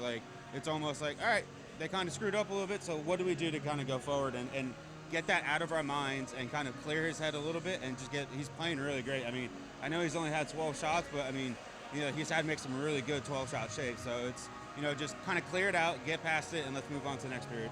Well, we look forward to seeing what the next period has in store for you guys. Max and I will be back after this to cover more hockey. Welcome to Moe's! At Moe's, we've always been inviting, but we have a bigger story to tell. A place that welcomes you to be you. Fresh, high-quality ingredients. We got that. Go ahead, do your thing. Come on, let's get weird. We don't judge. Moe's wants you to come in with your crew and their appetites. Dine in, pick up, or order on the Mo Rewards app. Either way, don't just stroll in, roll all in to Moe's Southwest Grill. We talk forever about the future. Worry about it, or wish it closer. We try to glimpse the places we'll go, from ocean depths to the far side of the moon. At NC State University, the future is a thing you make, with bright ideas, new tools, and a wolf pack behind you. Tell us where you're headed. We'll help you get there. NC State. Think and do. When you look at me, you might see a person with Parkinson's disease. But if you look closer, you'll see a warrior mom, an endurance athlete, someone with a lot of fight. Every 9 minutes, someone is diagnosed with Parkinson's disease. And every one of them can turn to the American Parkinson's Disease Association. Look closer. My spirit is unshakable. Visit apdaparkinson.org to learn more and show your support today. When the game is on the line, championship teams know the game plan. They communicate and work together to win. We all need a game plan to protect ourselves online. Talk to family and friends so they know how to stay safe too. Create strong passwords, turn on multi-factor authentication, update software, and recognize and report phishing, because online safety is not something you want to fumble. Get more game-winning tips at CISA.gov/secure-our-world. Then share them with family and friends.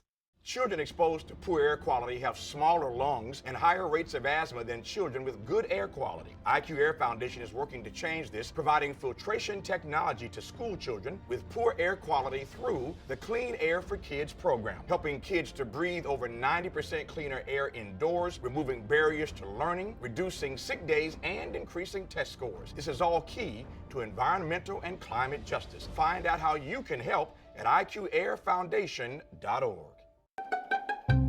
Well, I'm looking good. Thank you. Just became a real ID. What's the plan? Impromptu road trip?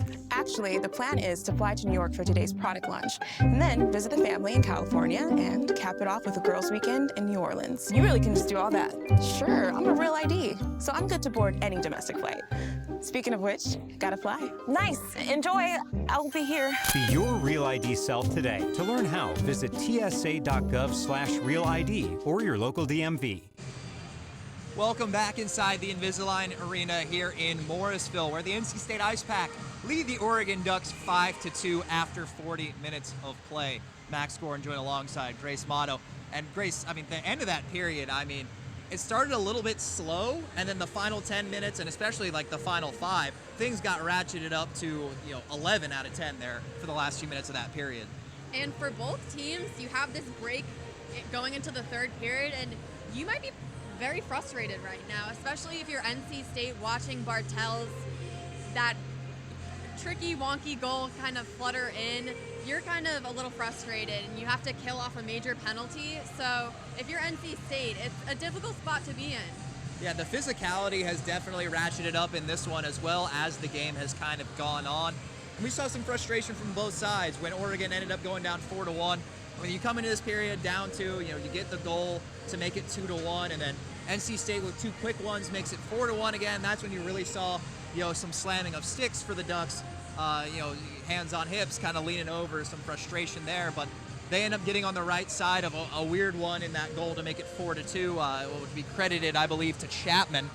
And then they bounce back with Prasma for NC State. Does get that marker with just a second to play in the period, making it 5-2, growing their lead from the start of the period. So some frustration for sure. I know Bartel's certainly not happy with that one going against him in the stat sheet, but got to be at least happy with a big multi-goal lead heading into the third period here at home. NC State has forwards, and we've seen a lot of defensive players get on that score sheet. They have helped out Bartels up front. And for Oregon right now, you want to make sure you don't get deflated. You have kind of a growing lead. You kind of split it with a quick goal in the second period, but right now you have 20 minutes of hockey left to play, and we know that it takes just a little bit of time to get right back in the game. Yeah, NC State outshooting Oregon in that period 13-5, and most of those shots coming in the final 10 minutes. Again, it was kind of a back and forth. Oregon started the period on the power play, had about a minute of power play time to start that one. Couldn't score on the man advantage, couldn't score on their next power play, scored on 5-on-5. And now coming into this period, there'll be a minute and 18 seconds of 4-on-4 play before Oregon will go on the man advantage again for 3 minutes due to the major penalty to Nick Labrisi. So that's a definite added bonus for the Ducks, but it just depends on how they can adjust to that. You have a great opportunity set up on a tee for you, basically. So it just depends on your offensive zone pressure, smart, concise passes, and not passing it through traffic. I feel like that's been an issue in this game for both teams. Yeah, there will be a lot of open ice here too with the 4-on-4 play, so that will likely benefit whichever team has the better skaters. Both teams have some strong skaters and a lot of speed. Oregon, I think, has had a little bit of an advantage in terms of the physicality. I mean, you've seen them come in, respond in those scrums, which we have seen a few of and are likely to see some more of in the third period. And I'm keeping my eye on the referees to see how they kind of manage the rest of this game and try to keep things from getting out of hand because, again, the intensity, the physicality, the hits, the scrums, it's all really ratcheted up since the start of this game. 5-2 advantage for NC State in this one through 40 minutes. We'll be back with some highlights and more analysis from the second period here on ESPN+. Don't go anywhere.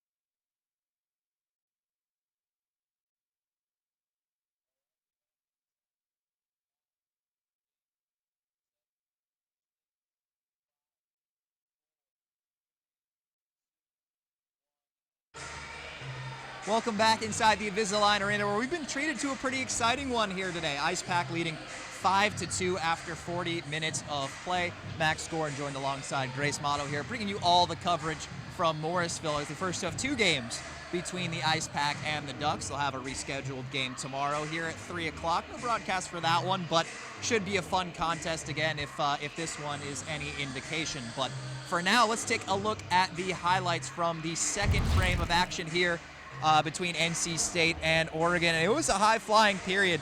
Things really ratcheted up at the end. We see the first goal there about 10 minutes in. A nice deflection in front by Oregon to get on the board. Kind of an unassuming play, but a nice nifty move for the deflection between the legs for the first goal from the Ducks. That was from Chapman. We come back down here to the other end of the ice where Caparelli was great, but that was the goal for Jake Lapani that made it 3-1. And he did a phenomenal job of reading the play and creeping into open ice and just taking an amazing shot. Yes, bar down snipe over the right shoulder. Now we'll take a look at the controversial one here. It was the goal for Corbin for Oregon. Replays on our end showed, of course, and this is the angle that really does it.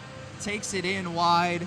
Bartels has that post sealed, and as you can see, as we slow it down here, puck creeps in just under the apron of the net there through the side of the goal. and ended up behind him. It actually ends up going off the skate as well of Corbin. That ended up pushing it through where it was visible behind the net. So that made it 4-2. Obviously, NC State not happy with this one.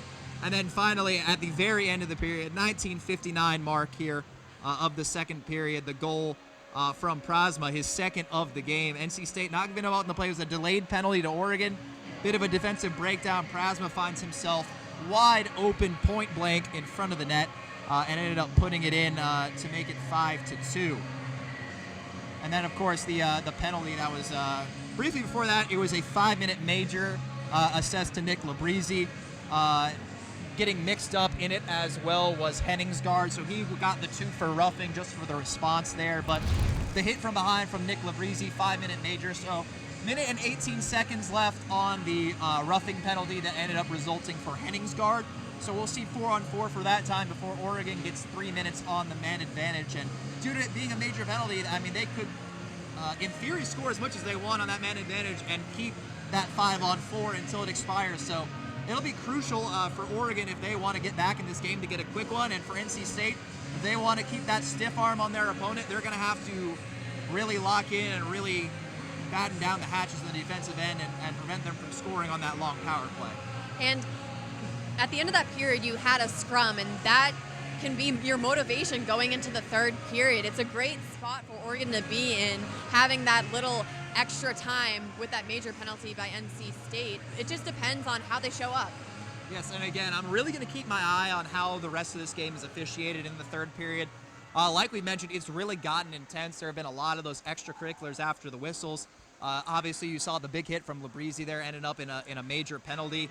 Did not end up in an ejection, which oftentimes can happen in the ACHA. They're very strict on the overly physical plays, any kind of fighting and scrums like that. So fortunately for the Ice Pack, he remains in the game, but will be in the box for another 4 minutes and 18 seconds to start the final 20 minutes. 5-2, NC State over Oregon through 2 periods of play. When we come back, some final keys to the remainder of the game, and then the third period of action from Invisalign Arena. You're watching the NC State Ice Pack and the Oregon Ducks here on ESPN+.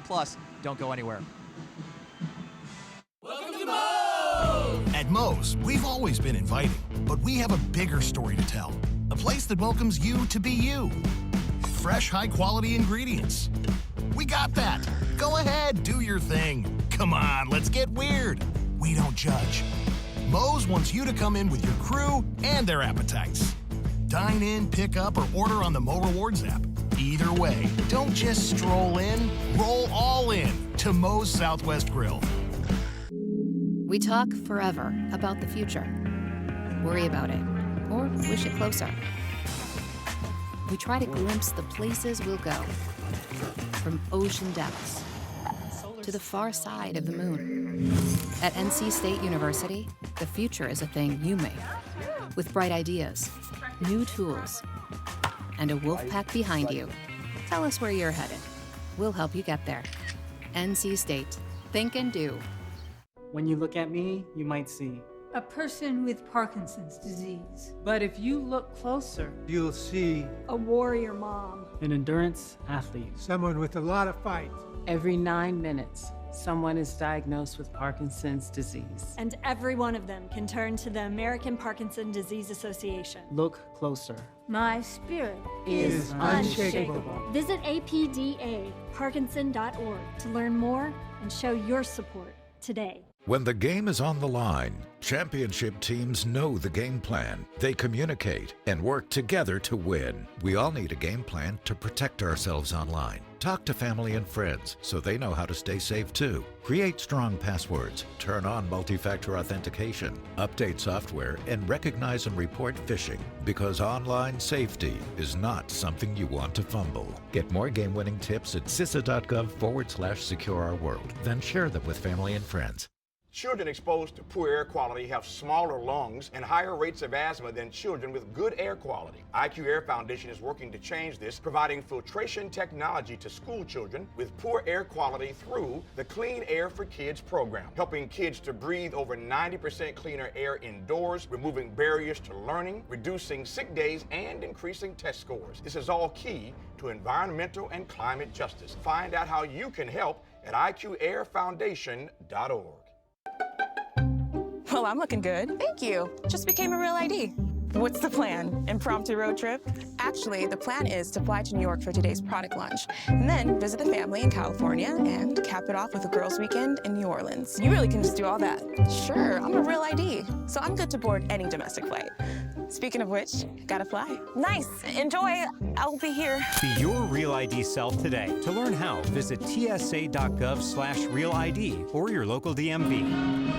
The all-new ESPN app has arrived. It's all of ESPN all in one place. It's your home for the most and best live sports and a whole new way to experience ESPN. With over 47,000 live events, studio shows, and ESPN originals, and brand new features, it's a sports fan's dream. Check out Multiview and watch up to 4 games at once. Track your fantasy team while you watch TV, and if you're joining a game late, catch up to live feature shows. You all the key plays and highlights. The future of sports has arrived, and it's called ESPN. So download the ESPN app on your TV or mobile device, log in, and start streaming. And to those of you watching on ESPN app on your TV or your mobile device, have been treated to a pretty exciting affair so far in this one through 40 minutes. NC State leading 5-2 here at the Invisalign Arena. Some craziness and scuffles and penalties and goals phasing through the net in this one, especially in the last few minutes of the second period, but a lot of excitement still to come in this one. It's going to be 4-on-4 for the first minute 18 here to start the third, and then 3 minutes of power play time for the Oregon Ducks due to the major penalty to Nick Labrizzi there late in the second. A unique situation to start the third period. Yeah, a lot of unique situations in this game, that's for sure. I'd say there's a few things I've seen in this one that I've not seen in a while in a hockey game, maybe ever so.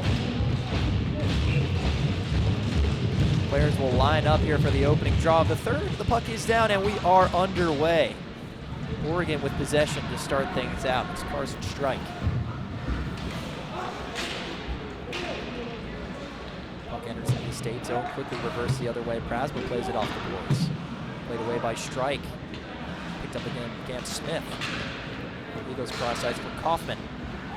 Kaufman carries it over the blue. Flipping it in deep, looking for Prasma. He gives chase. Easterson will clear the zone for Oregon.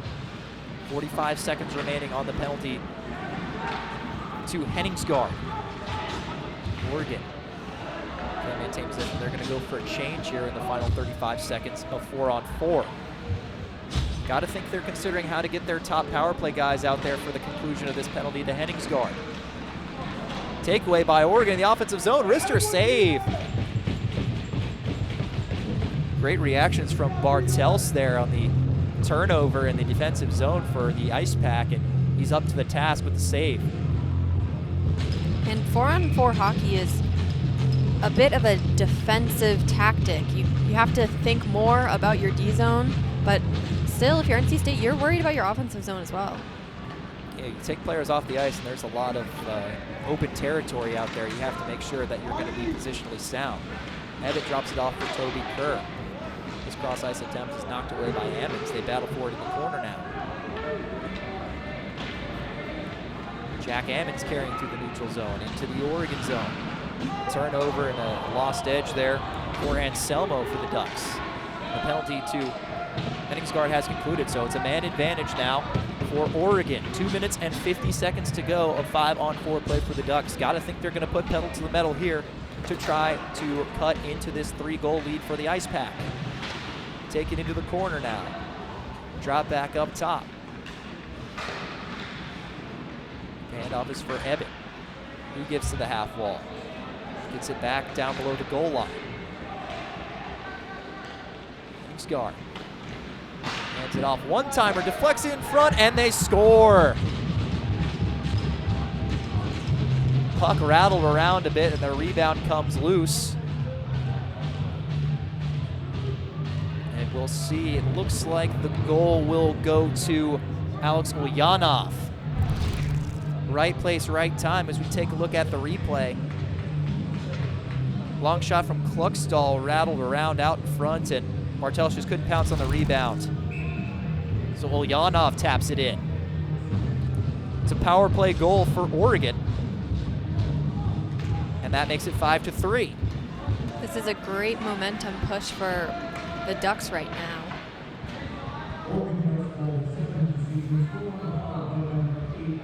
5-3 game here. Still 2 minutes and 8 seconds of power play time remaining for the Ducks as they look to climb their way back into this game. Came into the period with a 3-goal deficit. Now it's 2. They control behind the net. Back up top. Rister from far out, an easy save for Bartels. Right now on the penalty kill, NC State, if you're NC State, you really want to limit the amount of shots that your goalie can see. Whether it's pushing the one with the puck towards the outside, I mean, you have to help Bartels out a little bit. Oregon has had the first 4 shots here of the 3rd period. Battle in the corner. Oregon comes out with it. Up to the point to Chapman. Chapman tries to fire one through traffic, deflects up and into the screen. And right now you're on the penalty kill, as NC State is. And they've done a phenomenal job, I think, of clearing the puck and making Oregon retreat back to their zone. So I wonder if they can get back to that system they have in place. Face off to the blocker side of Bartels, won by the Ducks. Ulyanov coming off the most recent Duck goal. He's got it behind the net, sending it up top for strike. His wrister. Played away, another rebound chance goes high from Strike. NC State can't clear, deflected on in, and he will glove that one for another stoppage. So another offensive zone draw. That'll go in as the 6th consecutive shot to start this 3rd period for the Oregon Ducks. They'll make a change to their unit here for the final 1:16 of this power play. A different start for NC State. I feel like we have seen them come out very hot in the 1st and 2nd period. Oregon trying to maintain control of the puck in the offensive zone here, trying to crawl back into this game. Cut the deficit to 2. In the corner now, Anselmo. Across, shot from a Henningsgaard, and he scores! The leading scorer for the Ducks had a lot of space there on the right circle. Fires in a deflected puck, and it's a 1-goal game. And don't look now, Oregon still with 1 minute and 4 seconds of power play time remaining. The Labrisi penalty at the end of the 2nd period proving costly for NC State.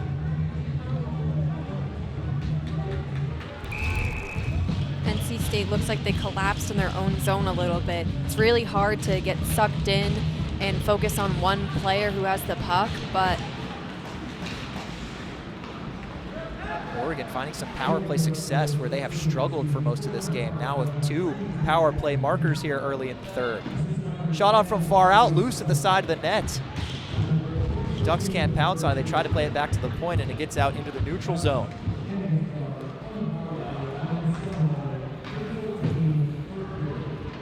Jackson Henningsgaard stays red hot for the Ducks. Their leading scorer fires one home on the power play, and it's a 1-goal game here. 16:09 to go here in the 3rd. Ducks take it into the zone. 20 seconds remaining on this man advantage. Point to point. Shot is blocked. Back across, oh, and Henningsgaard was sitting there with space again, but just couldn't quite get all of it. He's got it on the right side now. Trying to hand it off, he's hounded, and the puck is cleared away by Gianconti. So the power play expires finally, but the Ducks get 2 early in this period to make it a 1-goal game. And there's a stoppage of play. Not sure what the signal is from the referee. I believe there's too many men on the ice. Yeah, Oregon had 6 skaters out there, so that will be too many men against the Ducks. Now, at the conclusion of that power play, NC State will go on the man advantage, looking to perhaps scrape one back. 4 minutes and 22 seconds here into the 3rd. Too many men for the Ducks.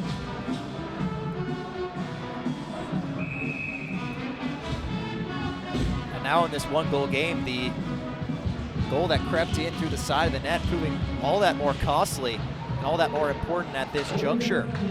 Oregon has had the first 9 shots of this period. There's one for NC State, blockered away by Caffarelli. Ice Pack maintained the zone, but then it's taken away by Easterson. Easterson's dump-in attempt goes out of play. Easterson was someone pointed out by Coach Jack Hyman, a kind of do-it-all forward, 200-foot type of player that he relies on in a lot of situations.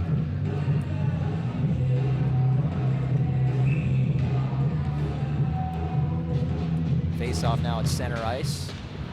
Won by the Ducks, but chasing it down is Prasma. He'll deal with Boyles, and Prasma takes it away, sends it far point.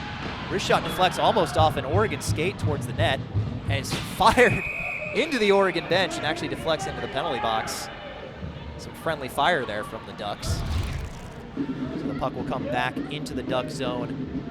1:30 remaining on this power play after the too many men bench minor for Oregon.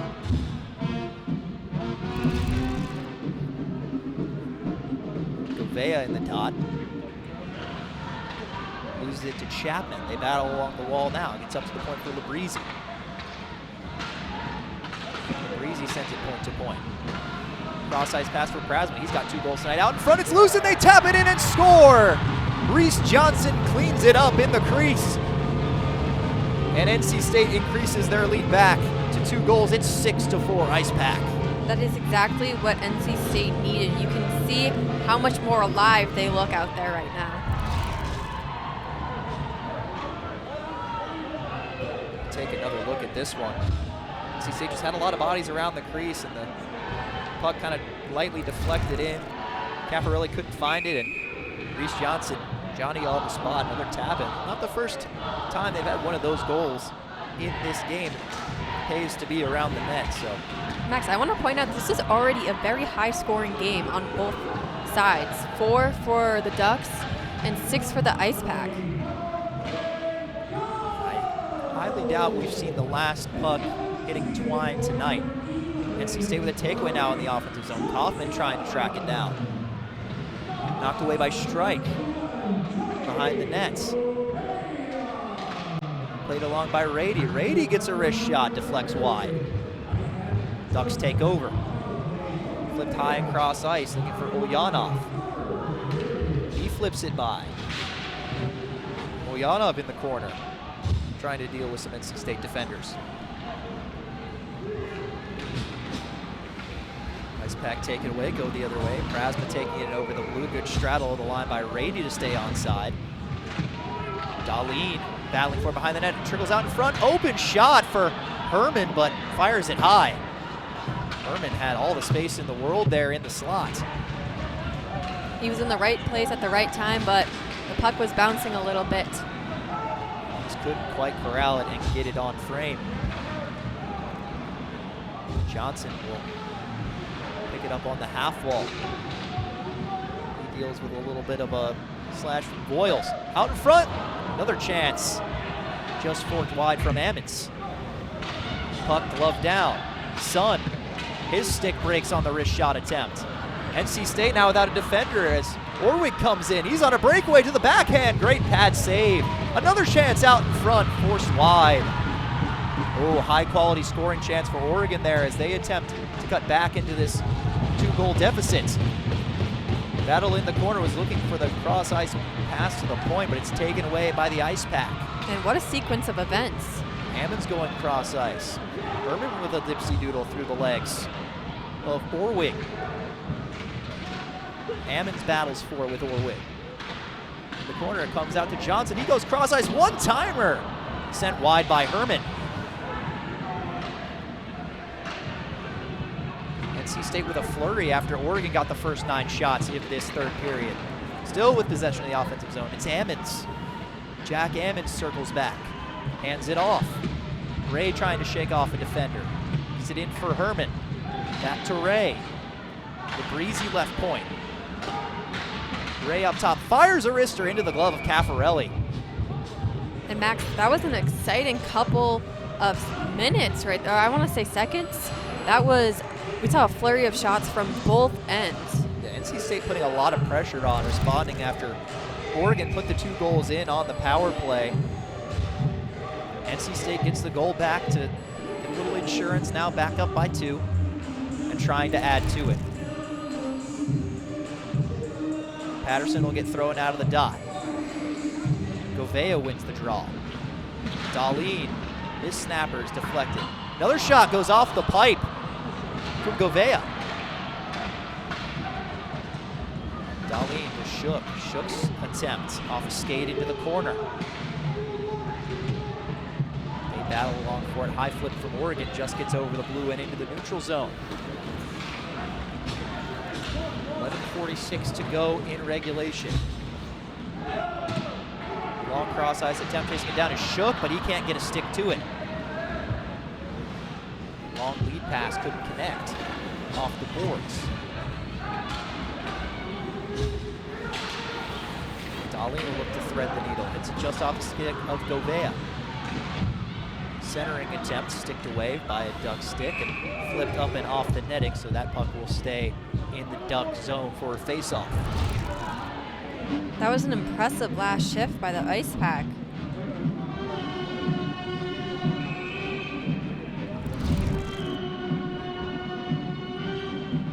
.34-21 shot advantage for the Pack in this one. Dominated the early parts of this game. Oregon responded.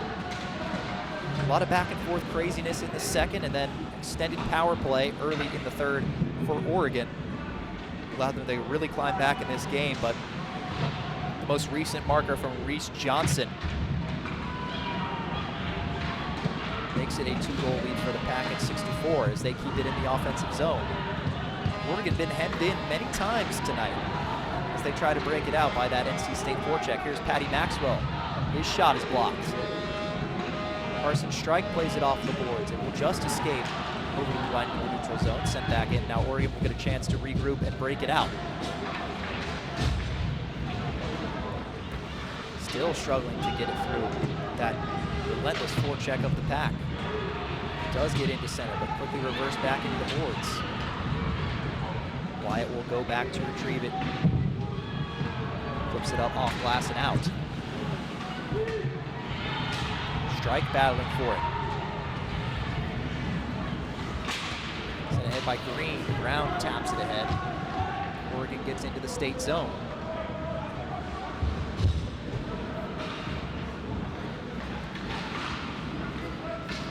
Nice pack through the middle now.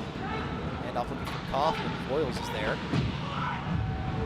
It's over to Lazzaretti. Lazzaretti up to Ulyanov. Tries to give it go with Green. Shot for Ulyanov goes off the far post. Slapper from Voiles is blocked at a hip check. Prasma can't corral it around center, but he does, and now it could be 2-on-1 for the Pack. Here's Prasma. Tries to hand off for Aiden Rady, but it's broken up.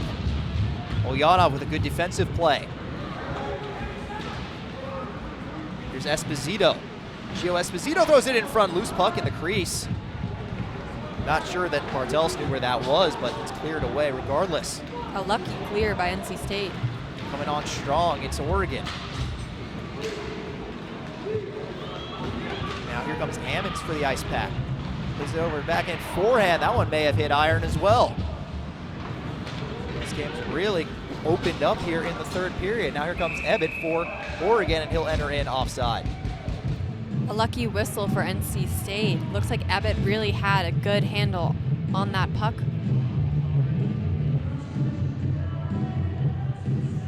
Max, I feel like this has been an exciting period so far. Yeah, definitely. There have been times where one team has kind of taken over and dominated the run of play, but it's gone back and forth in who's doing that. And now we're truly seeing some really good back and forth action here. It's opening up as we get into the final minutes. 8:45 to go here in the third period. Ice Pack with a 6-4 lead.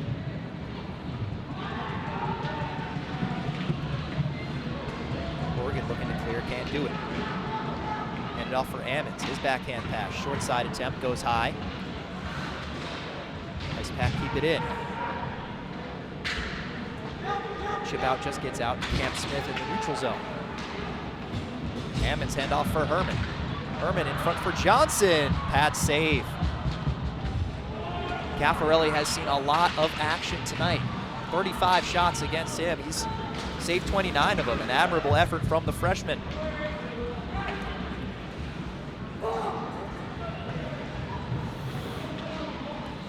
Oregon trying to feed it through the middle for the breakout there, and it's going to go all the way down for icing. A little disconnect for them on that period. We saw a D unit kind of pass, unfortunately not make it.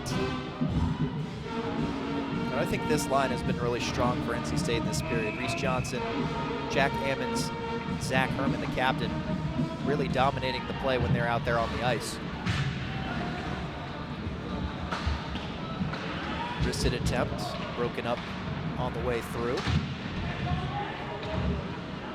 Bodies along the boards now. Gouveia can't keep it in. 3-on-2 for Oregon if they hurry. Henningsgaard going cross ice. Ooh, well-timed pass, but Bartel's there to save it. Both goaltenders been sharp despite the total number of goals on the scoreboard tonight. Gouveia's attempt sticked away by Strike. And there's going to be a penalty call here. Looks like the signal is slashing. And I believe it's going to go against Henningsgaard. The most recent goal scorer, the leading scorer. Tangle up there as he heads to the box. Henningsgaard will go for a slash with 7:18 to go. So NC State looking to perhaps put this one away if they can put one home on the power play here. Their power play has been a well-oiled machine lately. A slash from Henningsgaard. Oh, but a takeaway from Green. Green coming in now on the breakaway, and he's tripped up. I think this is going to be a penalty shot.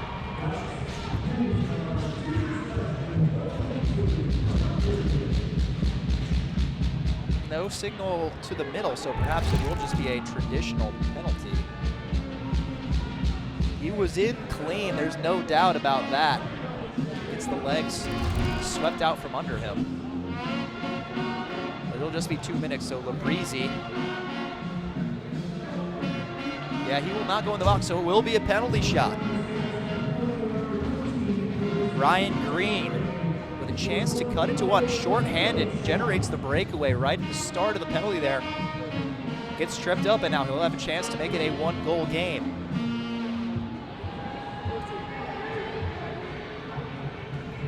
Adding to an already exciting third period. Yes, pure chaos in this one. Green will have attempt mano-a-mano with Bartels. Here's Green to the forehand save. Bartels went for the quick wrister, and Bartels was ready for it. Bartels has been doing his job so far, and if you're NC State, you really want to help him out.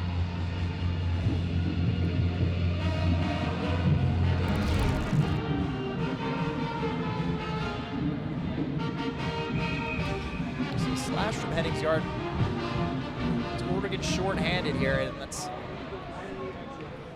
doubly bad for the Ducks. That's your leading scorer and your senior leader sitting there in the box as you trail by 2 with about 7 minutes to play. So NC State looking to try to put this one effectively to bed. Minute 40 of power play time remaining after they avoid the disaster of perhaps a short-handed penalty shot goal against. Labrizzi's got it in the offensive zone now, handles a bouncing puck. Prasma sends it cross ice. The shot from Morale goes wide. Prasma gets to the middle for Gouveia and couldn't quite get all of it. Sent in on net to Carafelli now, and he'll glove it, and there'll be some additional pushing and shoving there. Don't think that'll result in any penalties this time around, and the clock is still running, so they'll get the scorekeeper's attention at some point here. There we go. Stop that. Right now, the Ice Pack are sitting at a whopping 38 shots on goal to the Ducks 22. And we talked about a flurry of shots by both ends. There were actually 17 of those shots for the Ice Pack coming in the first period, so their shot volume has actually kind of slowed down a little bit as this game has gone on, and the Ducks have pulled themselves back into the fight, but now NC State trying to extend their lead to 3 with 6:24 remaining. They'll still whistle that dead. They're still trying to handle the clock and get everything sorted out here. Kaufman will take the draw against Ryan Green. Kaufman wins it back to Patterson. He sticks it back to the point. The far circle fed in front, blocked all the way through. The bouncing puck is cleared down by Oregon.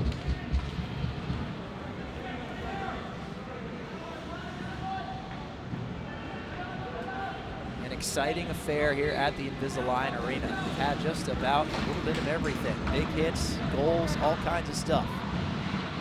Anything you can imagine from a hockey game, they've had it here tonight. Moving shorthanded, it's Easterson. Turned over to the Pack. 25 seconds remaining on the man advantage. Herman coming in with some speed, stops and reevaluates. Lost control, little backhand flip pass. And actually, it's going to be a delayed penalty against Oregon again. I think maybe Herman got hit up on the hands. Here's Darlene. They'll blow that one dead. Maybe it's a high stick, I believe, is the signal from the official. We'll take another look, but it's Hunter Voiles going to the box for Oregon. There's just 6 seconds remaining on that Henningsgaard penalty. And again, you see there two senior leaders for Oregon sitting next to each other in the box. Henningsgaard will be out in 6 seconds, but it'll be 6 seconds of 5-on-3 time for the Ice Pack. Max, another unique situation in this third period. I don't know what has come of this third period so far. We've seen everything from a penalty shot. Quick wrister is swallowed up into the pads by Caffarelli. Yeah, we've seen major penalties. We've seen 5-on-3s. We have seen scrums. We've seen pucks going in the net from the side. I mean,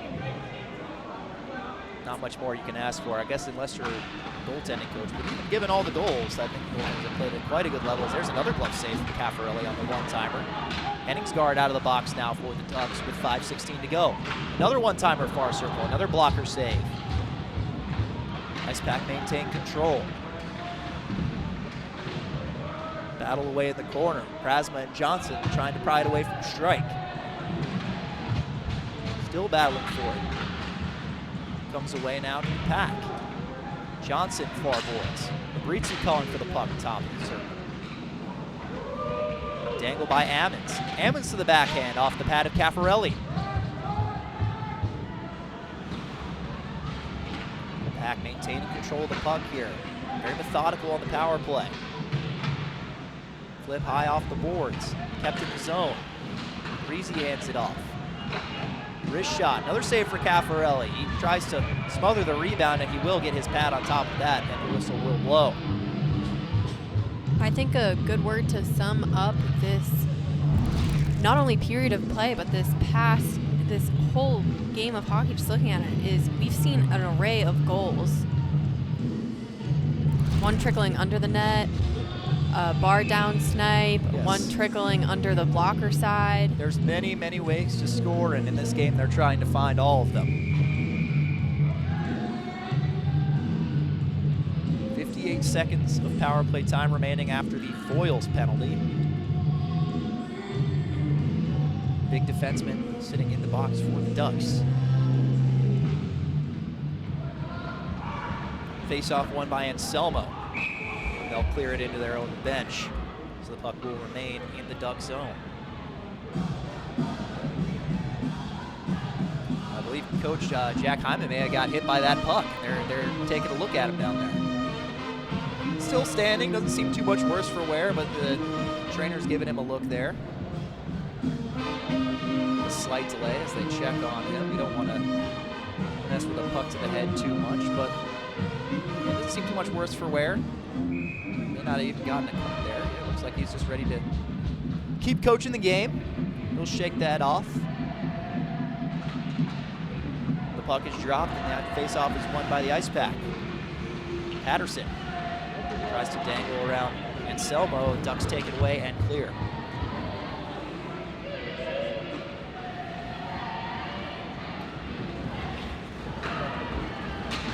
Ice Pack trying to make something of this late power play. They've had effectively two back-to-back.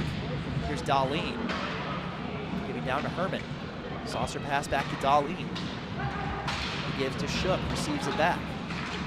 Darlene, entry attempt gets deflected up into the netting. So we'll have an offensive zone face-off for NC State with 19 seconds on the power play. And you really want to use those 19 seconds to your advantage. And we talked about setting up plays on the face-off. Yeah, a good set play right off the draw can lead to a high-quality scoring chance. We've seen that a few times for the Pack so far in this one. Effectively trying to make the most of 2 back-to-back power plays. This shot from the far circle gets deflected down. Couldn't get through the traffic. Darlene keeps it in but puts it back on a duck stick. It's Carson's strike. Final 3 seconds ticking off on the penalty to Voiles, and we're back to 5-on-5. Into Kaufman. Kaufman looking cross crease. Couldn't connect with Patterson. Darlene left point. His attempt gets into the corner. Darlene sweeps at it, but they can't maintain control. It gets out to center. Darlene with the handoff. Toe drag from Patterson, another save from Caffarelli. That's the 44th shot on goal for NC State. Maybe that was the 43rd, but regardless, shooter's gallery for the Ice Pack, almost doubling up to 22 for Oregon. Oregon started off the beginning of this period. They had an extended power play after the 4-on-4 expired. They had the first 9 shots of this period, but NC State has bounced back in a big way. They are still out shooting the Ducks in this third period, 13-9. 13-10, actually, I believe it is. As Oregon takes it across the blue and into the offensive zone. This back will attempt to clear, and they do.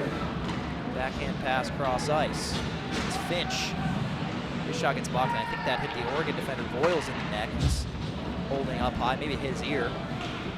He's got a glove to it, but will stay in the play. Oregon chases it in deep.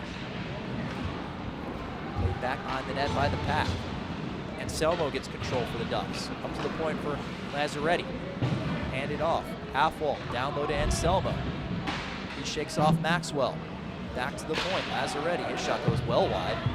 But Henningsgaard is there. Henningsgaard, a dangerous scorer for this Oregon team. 2 minutes to go. We'll keep an eye on the Oregon goaltender, see if they decide to pull for the extra attacker as a backdoor tap-in attempt goes wide. Oregon's putting some pressure on there, but could be a breakaway here for NC State. Raleigh chasing it down from the wide angle. Makes a deke. Penalty call, but he scores. He tucked it in. Ran out of space, but still managed to stuff it in there and took the contact. In basketball, they'd call that an and one, and he is slow to get up behind the net after a great individual effort to make this a 3-goal game and effectively put this game on ice. And that's a difficult spot to pick the puck up in. You have a defender right there. And that looks like a bad angle that he went down at. Admirable individual effort from Brandon Raleigh to chase that down at a tough angle. We'll take another look at the finish. Just fed it through the 5-hole, it looks like, of Caffarelli with the backhand forehand move. Really ran out of space. Had to chase it down from a really wide angle. Ultimately made the play, and they're gonna stick Voiles with a major penalty for the hit at the end of that play. So we'll conclude this game with NC State on the man advantage of 7-4. And coming in from that wide angle, it's hard because you can't cut over into the middle. Everyone wants to score and shoot from the middle. It's an easier spot, but he kind of skated parallel to that post. It's a great effort from Raleigh not to give up on that play. Chased it down, makes it 7-4, and gives the Pack that 3-goal lead with less than 2 minutes to play here in the third period. Just another chaotic goal to potentially close things out, but NC State not satisfied just winning by 3. They're going to try to add on here in the final couple of minutes. Picking it up on the backhand and sending it out in front is Gouveia, and that one is gloved and frozen by Caffarelli. And it has been an admirable effort from the goaltender from Oregon, Caffarelli. freshman has faced 45 shots from NC State. He has been the difference in this game for the Ducks. Gouveia against Corbin in the dot. Won by Gouveia, back to the pack. It's Breezy at the point. The stick for Corbin to clear the zone.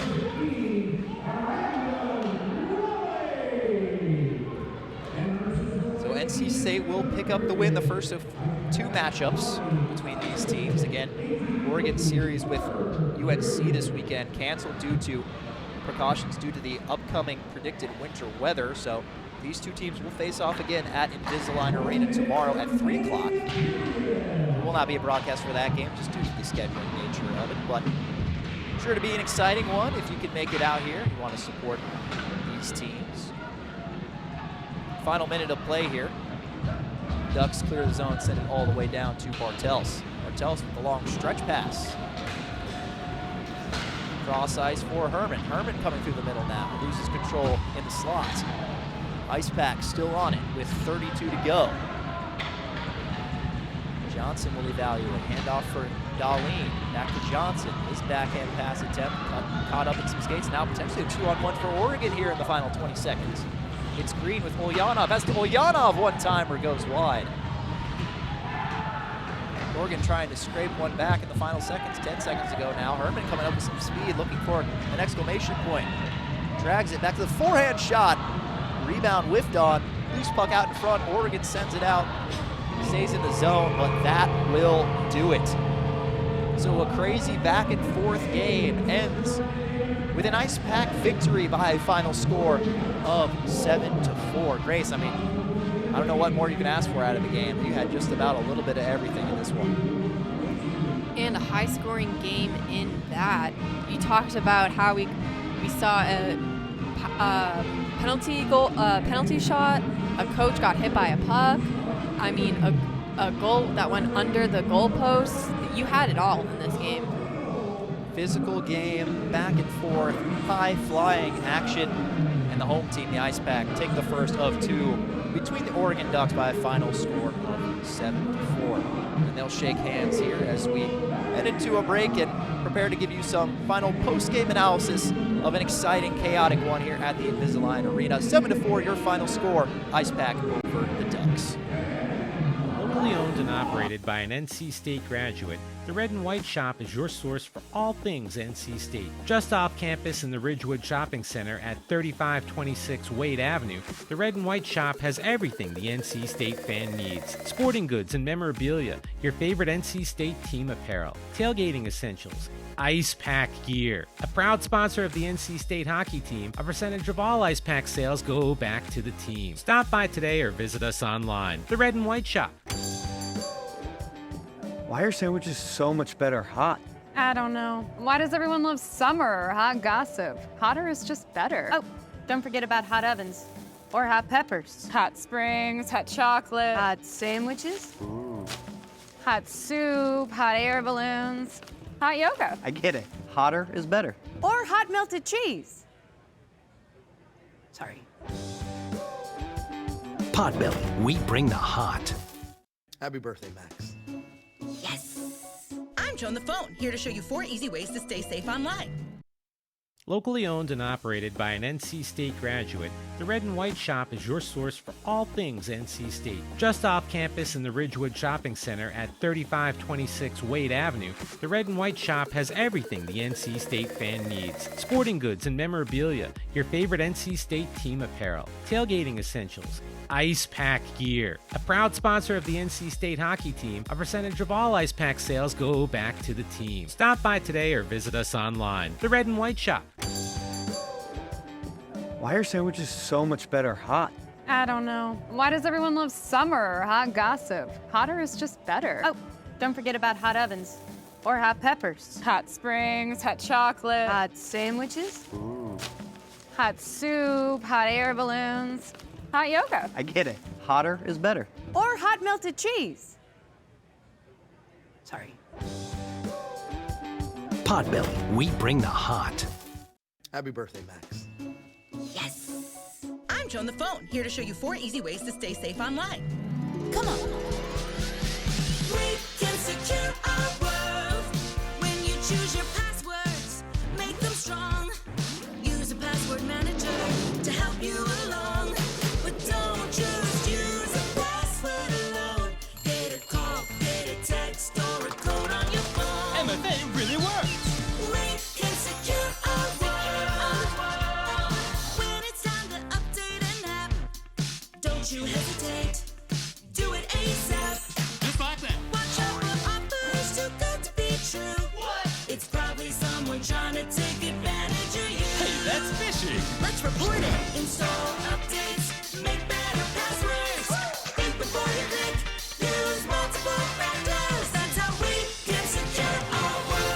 more at CISA.gov/secure our world. Medicaid and CHIP offer free or low-cost health coverage for kids and teens. These programs cover doctor's appointments, hospital visits, prescriptions, shots, and more. As parents, we get peace of mind knowing that our children are covered if they are sick or get injured. You may now be eligible for Medicaid too, even if you've applied in the past. Enrollment is always open. Visit insurekidsnow.gov or call 1-877-KIDS-NOW. Paid for by the U.S. Department of Health and Human Services.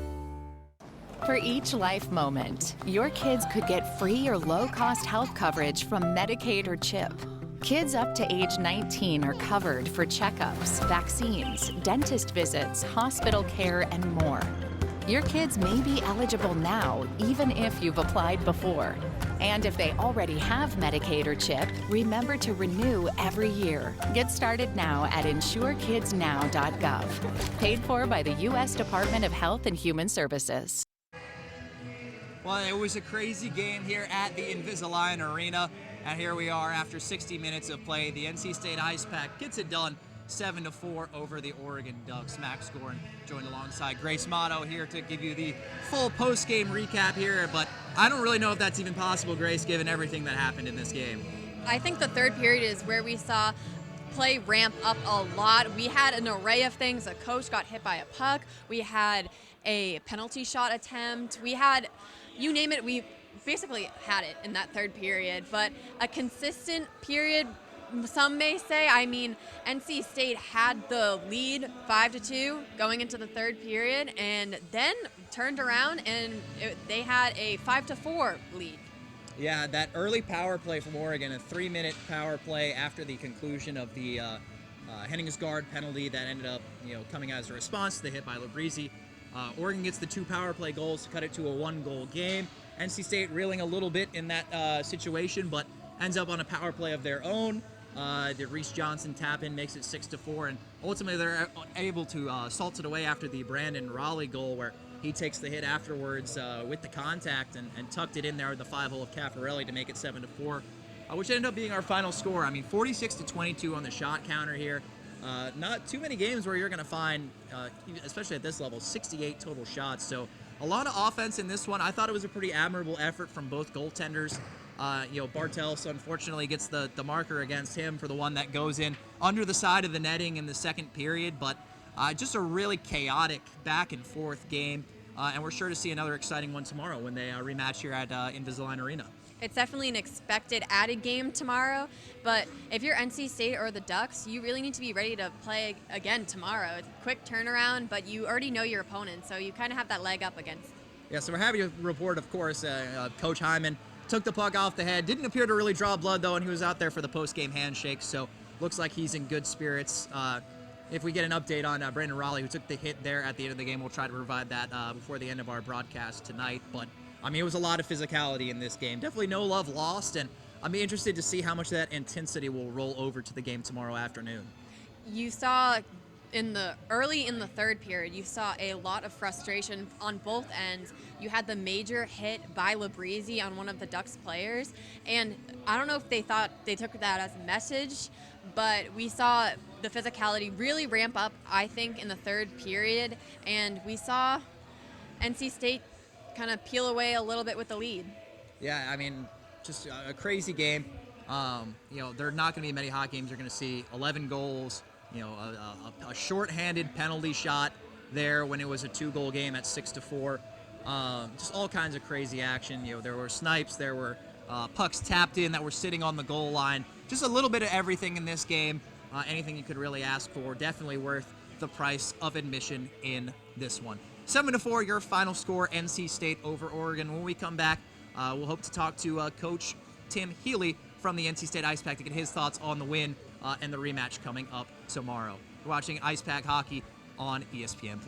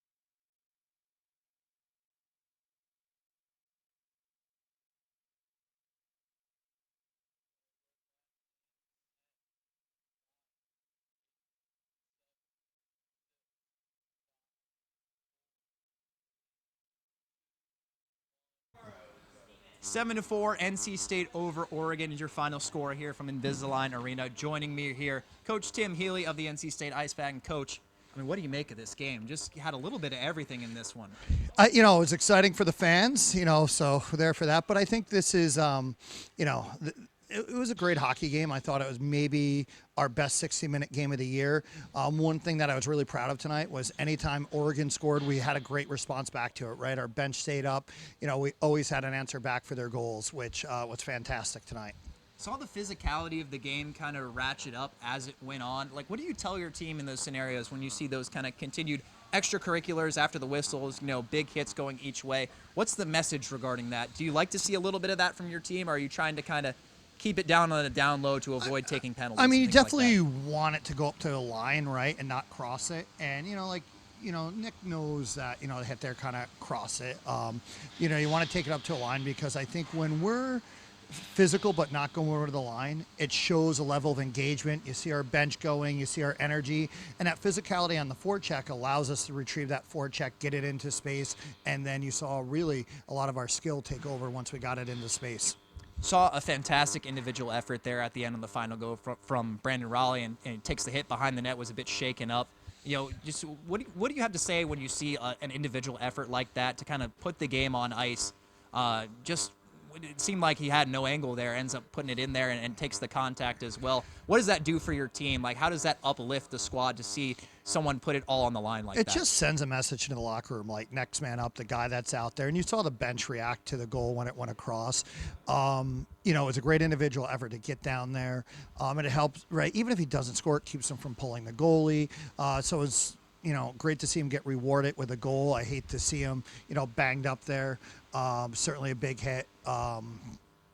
Again, you hate to see that. And he's as tough as they come. So if he's banged up, it was a hard one. I mean, they don't come much tougher than Brandon Raleigh. Yeah, 6'4", 225 on the defender there. So they have some big boys. Couldn't have felt great, right?